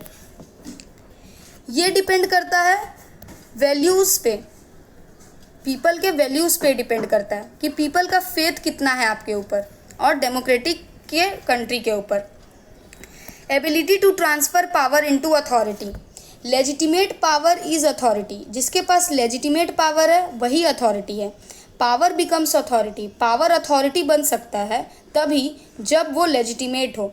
If orders follow due to fear, अगर ऑर्डर्स को डर से माना जाएगा तो वो ना तो ओनली पावर है, अगर पावर को डर से माना जाएगा तो वो सिर्फ पावर है, वो अथॉरिटी नहीं है।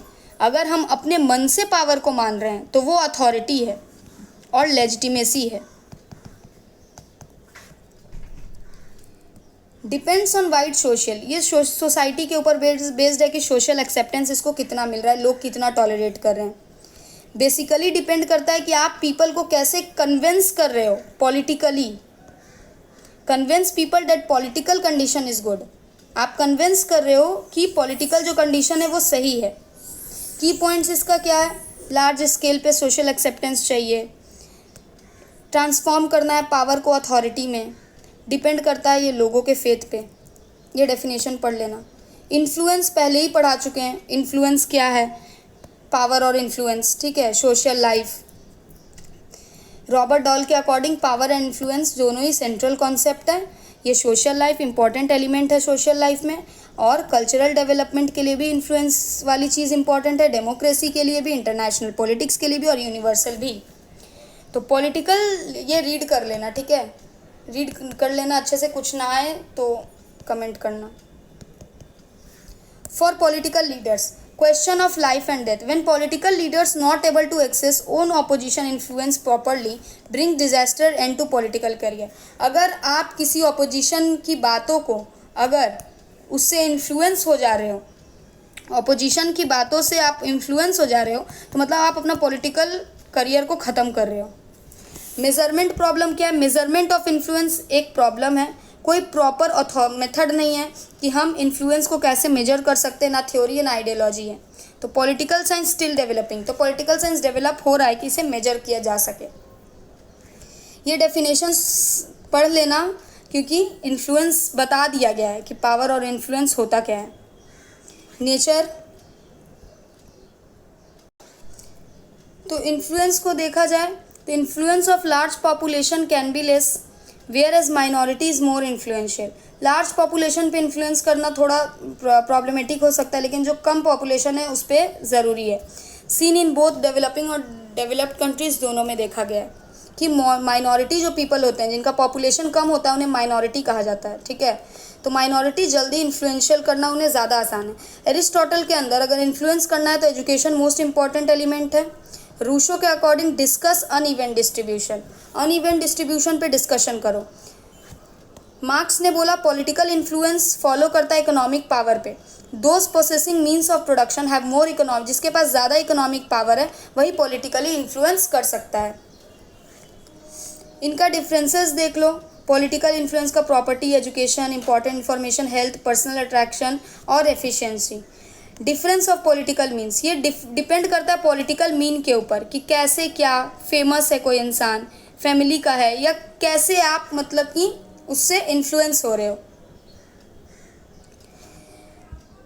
Specialisation of work, in every society specialization exist. हर सोसाइटी में स्पेशलाइजेशन एग्जिस्ट करता है। किसी के पास ज़्यादा नॉलेज है, some have more knowledge, efficiency in special work, किसी के पास एफिशिएंसी है एक स्पेशल वर्क में, कोई स्पेशल ट्रेनिंग ले रहा है, अदर किसी के पास काम कम है, पर्सन डूइंग अपना खुद का बिजनेस कर रहे हैं, कॉन्टैक्ट है लार्ज नंबर के साथ, does important work, get in political influence, lawyers and journalist in beneficiary position. तो जिसके पास जैसा काम है, जिसके पास जैसा वर्क है, उसी तरह से लोग उससे इन्फ्लुएंस होते हैं उसके वर्क बेसिस पे।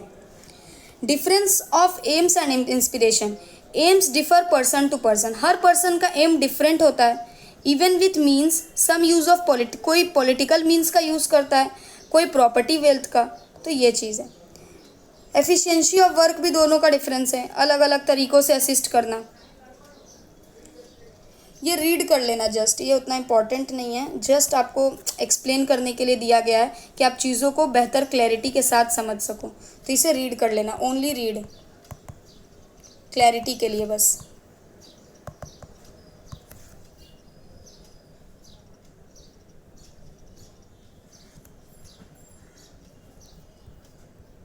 क्लैरिटी के लिए प्रेजेंट और एक्चुअल इन्फ्लुएंस होता क्या है, वो चीज़ें हैं, तो जस्ट रीड कर लेना। इंटरनेशनल ये when separation important, particularly when present influential not getting success continuously, probable, ये वाला जस्ट रीड कर लेना, ये पार्ट उतना इम्पॉर्टेंट नहीं है। प्रॉब्लम्स क्या आती हैं इन्फ्लुएंस को मेजर करने में, ये डिफ़िकल्ट क्यों है? हमने बोला ना कि मेजर नहीं किया जा सकता। तो सोर्सेज ऑफ इन्फ्लुएंशियल, जो इन्फ्लुएंस कर रहा है वो मोस्टली हिडन है, कॉम्प्लेक्स है और डिफ़िकल्ट है, तो मेजर करना एक प्रॉब्लम है। लेकिन ज़रूरी क्यों है? अगर ये मेजर हो नहीं सकता है, डिफ़िकल्ट है थोड़ा करना, लेकिन ज़रूरी भी तो है, तो बोला जा रहा है कि अभी इस पर काम चल रहा है मॉडर्न टाइम्स में। ये ज़रूरी इसलिए क्योंकि डेमोक्रेसी डिपेंड करता है ओपन पॉलिटिकल कंपटीशन में, तो लोगों को ये नापना कि अच्छा लोग किससे इन्फ्लुएंस हो रहे हैं, तो ये डेमोक्रेटिक गवर्नमेंट को शो करता है, तो इसीलिए ज़रूरी है। मेजर क्या किया जाएगा इन्फ्लुएंस में? Influence is relation between individual groups और यूनियंस का जो रिलेशन है वो इन्फ्लुएंस दिखाता है। इट्स डायरेक्शन, इसका एग्जिस्टेंस मेजर किया जा सकता है कि इसे मेजर किया जा सके। In democracy necessary to no condition between distinguish political leaders and common citizens. अभी के डेमोक्रेटिक कंट्री में ये बहुत ज़रूरी है कि कंडीशन में डिफ्रेंसिएशन देखा जा सके कि एक पॉलिटिकल लीडर का सोच और कंडीशन और एक कॉमन सिटीजन्स के सोच और कंडीशन में क्या डिफरेंस है। हिस्टोरिकल प्रेसिडेंट ये है कि इवन एरिस्टोटल, जिन्हें फादर ऑफ पॉलिटिकल साइंस कहा जाता है, उन्होंने क्लासीफाई किया है कि political arrangements on basis of numbers imply करता है कि लोग कैसे इन्फ्लुएंस हो रहे हैं, कौन ज़्यादा इन्फ्लुएंशियल है, उसी से लोग अट्रैक्ट होते हैं, या तो मेजॉरिटी या तो माइनॉरिटी। तो ये डेफिनेशंस पढ़ लेना जस्ट एग्जांपल्स के लिए कि कैसे मेजर किया जा सकता है। 5 मेथड्स दिए थे डाल ने। डाल gave common definitions telling about probability, कि कैसे एक प्रोबेबिलिटी फिक्स्ड एक नई नंबर आ रहा है कि कैसे इन्फ्लुएंस कितने लोग हो रहे हैं या क्या हो रहा है, जस्ट एक प्रोबेबिलिटी निकाला गया।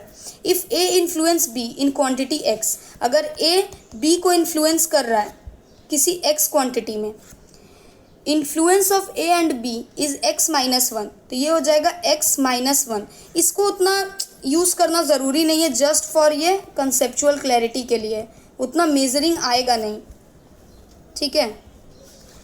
मेथड्स देख लो कि कैसे अप्लाई किया जाता है।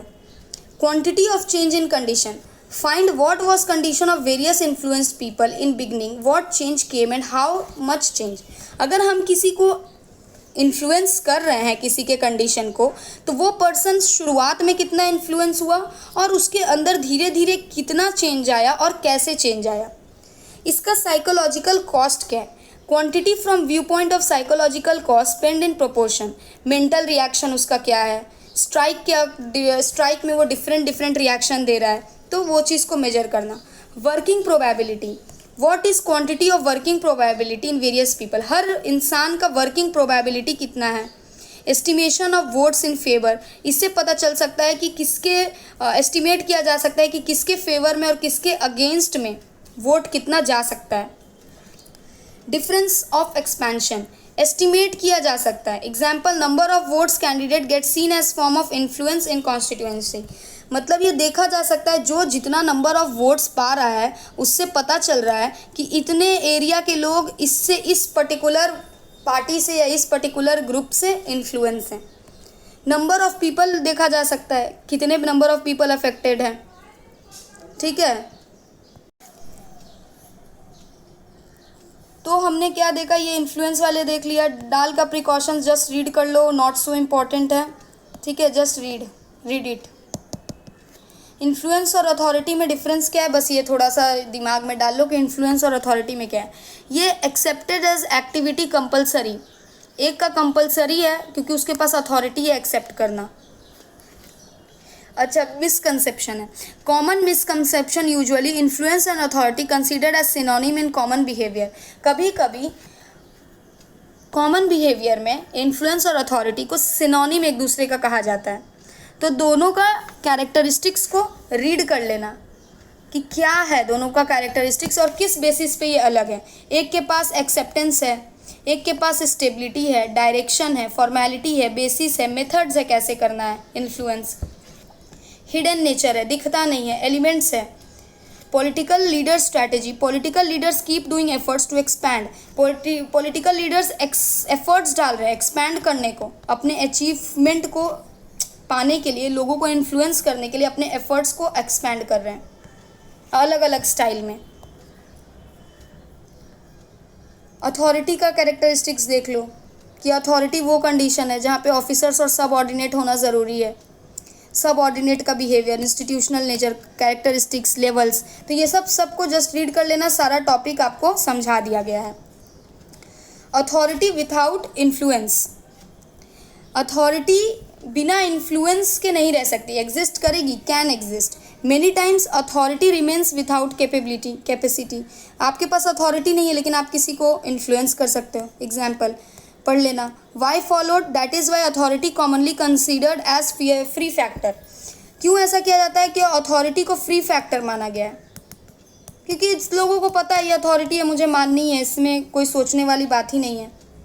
अगर अथॉरिटी फेल हो जाए, टेम्पोररी कंडीशन है कि ज़्यादा दिन तक नहीं चलता, अगर अथॉरिटी फेल हो जाए तो authority remains tills time it is followed by subordinate, जब तक सबऑर्डिनेट बात मानेंगे तब तक ही अथॉरिटी चलेगी, नहीं मानेंगे, एक्सेप्ट नहीं करेगी, अथॉरिटी फेल हो जाएगी। तो ये डेमोक्रेटिक एग्जाम्पल है कि ruling people have to depart from authority after getting defeat in election, अगर डिफीट हो जाते इलेक्शन में तो अथॉरिटी उनकी चली जाएगी और जो आएगी अथॉरिटी उसकी बात माननी पड़ेगी। डिक्टेटरशिप एग्जाम्पल है, इन डिक्टेटरशिप और military rule can face condition of revolution, तो डिक्टेटरशिप जहाँ चलती है, मिलिट्री रूल जहाँ चलता है, वहाँ पे रेवोल्यूशन को फेस करना पड़ता है। कॉम्प्रिहेंसिव कंपैरिजन, ये दोनों का डेफिनेशन पढ़ लिए तो ये रीड करके समझ लेना, बहुत ईजी है समझना, ठीक है, कि दोनों का डिफरेंसेस क्या है, दोनों का रिलेशनशिप क्या है। One ways to influence behaviour, most effective form है ये इन्फ्लुएंस का, ज़्यादा मतलब चांसेस है कि लोग अथॉरिटी देख के इन्फ्लुएंस हो सकते हैं और ये बिहेवियर से इन्फ्लुएंस होता है। When power influence action unite authoritarian, जब पावर इन्फ्लुएंस मिल जाए तो अथॉरिटी ही हो जाती है, कोई उसको इग्नोर नहीं किया जा सकता उसके ऑर्डर को। और ये क्या है कि authority when all order other things separate difficult to make subordinate follow, और जब अदर थिंग्स सेपरेट हो जाएंगी तो डिफ़िकल्ट हो जाएगा सबऑर्डिनेट को फॉलो करने में। तो इसी तरह डेमोक्रेटिक है, लिमिटेशन है, कॉन्सिक्वेंस है, इसको अच्छे से रीड कर लेना। तो ये आपका जो क्लास है पावर और अथॉरिटी का, ये यहीं पे ख़त्म होता है। ये दो टॉपिक आपको बहुत अच्छे से क्लियर कर दिया गया है, तो आप इसको अच्छे से समझो और स्टडी करो और इस वीडियो को ज़्यादा से ज़्यादा देखो, लाइक करो, सब्सक्राइब करो और ज़्यादा से ज़्यादा कमेंट करो कि आपको और आगे वीडियो चाहिए, तभी मैं इस पे वीडियो लाऊंगी। ये नहीं कि मैं अगर 2-3 घंटे इस वीडियो को बनाने में, आप लोग को पढ़ाने में मेहनत करी और इस पे व्यूज़ ही ना आए, 100 व्यूज़ आए, 50 व्यूज़ आए तो फिर मेरा मेहनत तो काम नहीं आ रहा है ना। तो जितना आप लोग इस पे व्यूज़ लेके आओगे, जितना ज़्यादा शेयर करोगे, मैं आपको ये देती हूँ कि हाँ आगे भी वीडियो आएगा। लेकिन अगर मुझे इस पे नहीं दिखेगा इम्प्लीमेंटेशन कि नहीं ज़्यादा व्यूज़ नहीं जा रहा, मेरा यूज़लेस है ये चीज़, ज़्यादा लोग इससे नहीं समझ रहे हैं या नहीं इसे ये शेयर कर रहे हैं, तो फिर आगे वीडियो आएगा कि नहीं कहा जा सकता। तो ज़्यादा से ज़्यादा शेयर करो जिससे मुझे क्या मिले, मोटिवेशन मिले कि मैं इस वीडियो को, इस प्लेलिस्ट को कंप्लीट करूं। तो ज़्यादा से ज़्यादा शेयर करो, ठीक है। Thank you. जितना ज़्यादा ये शेयर होगा तो नेक्स्ट टॉपिक स्टेट और सोवरेन वाला जो टॉपिक है और नेशन, ये लेकर के आऊँगी मैं इसी चैनल पे। होप दोस्तों आप लोग को ये टॉपिक समझ में आ गया होगा अच्छे से। एक चीज़ आपको बता देते हैं, ये जो आपका पूरा पीडीएफ है टॉपिक वाइज, आप लोग क्या करना, व्हाट्सएप ग्रुप आप लोग के लिए बना दिया गया है पॉलिटिकल साइंस वालों लोग के लिए, ठीक है। लिंक कहाँ पे मिलेगा भैया, तो कमेंट बॉक्स आप लोग चेक करना, ठीक है। और यूट्यूब पे आपको डिस्क्रिप्शन बॉक्स दिखता होगा, तो डिस्क्रिप्शन बॉक्स भी आप लोग क्या करना, एक बार रीड कर लेना।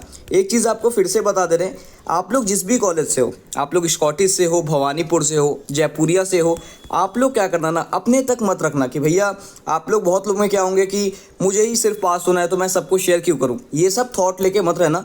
क्योंकि यार आप लोग का अगर सपोर्ट मिलेगा आपके कॉलेज से, तो हम लोग क्या करेंगे, हर एक टॉपिक आपका कवर करवा देंगे अच्छे ढंग से। क्योंकि आपका एग्जाम में अभी डिले हुआ है, पोस्टपोन हुआ है, अच्छे ढंग से अगर टॉपिक समझ लोगे ना, तो आपको टॉपिक से रिलेटेड जो भी क्वेश्चन आएगा आप लोग क्या कर लोगे, अटेंड कर लोगे, ठीक है। तो हमारा मोटिव क्या है कि आपका सीयू के अकॉर्डिंग सिलेबस कंप्लीट करवाना, और वो हम करवा के रहेंगे। तो नेक्स्ट एडू को सपोर्ट करो, ज़्यादा से ज़्यादा शेयर करो, और ये पीडीएफ आपको हम लोग व्हाट्सएप ग्रुप में शेयर कर देंगे, ठीक है। बस इतना ही था, और बस सपोर्ट करते रहो, देखो सारा चीज़ होगा। बीए वालों के लिए बहुत ही अच्छा आपको कंटेंट एक प्लेटफॉर्म में हमेशा ही मिलेगा, ठीक है। तो बस भरोसा रखो, तो ज्वाइन कर लेना सभी लोग क्या, व्हाट्सएप ग्रुप, लिंक मिलेगा आपको कमेंट बॉक्स में। तो नेक्स्ट टॉपिक जो मैम ने बताया है, state, nation and sovereignty, comment करके बताना वीडियो कैसा लगा है, और अपना रिव्यू ज़रूर देना।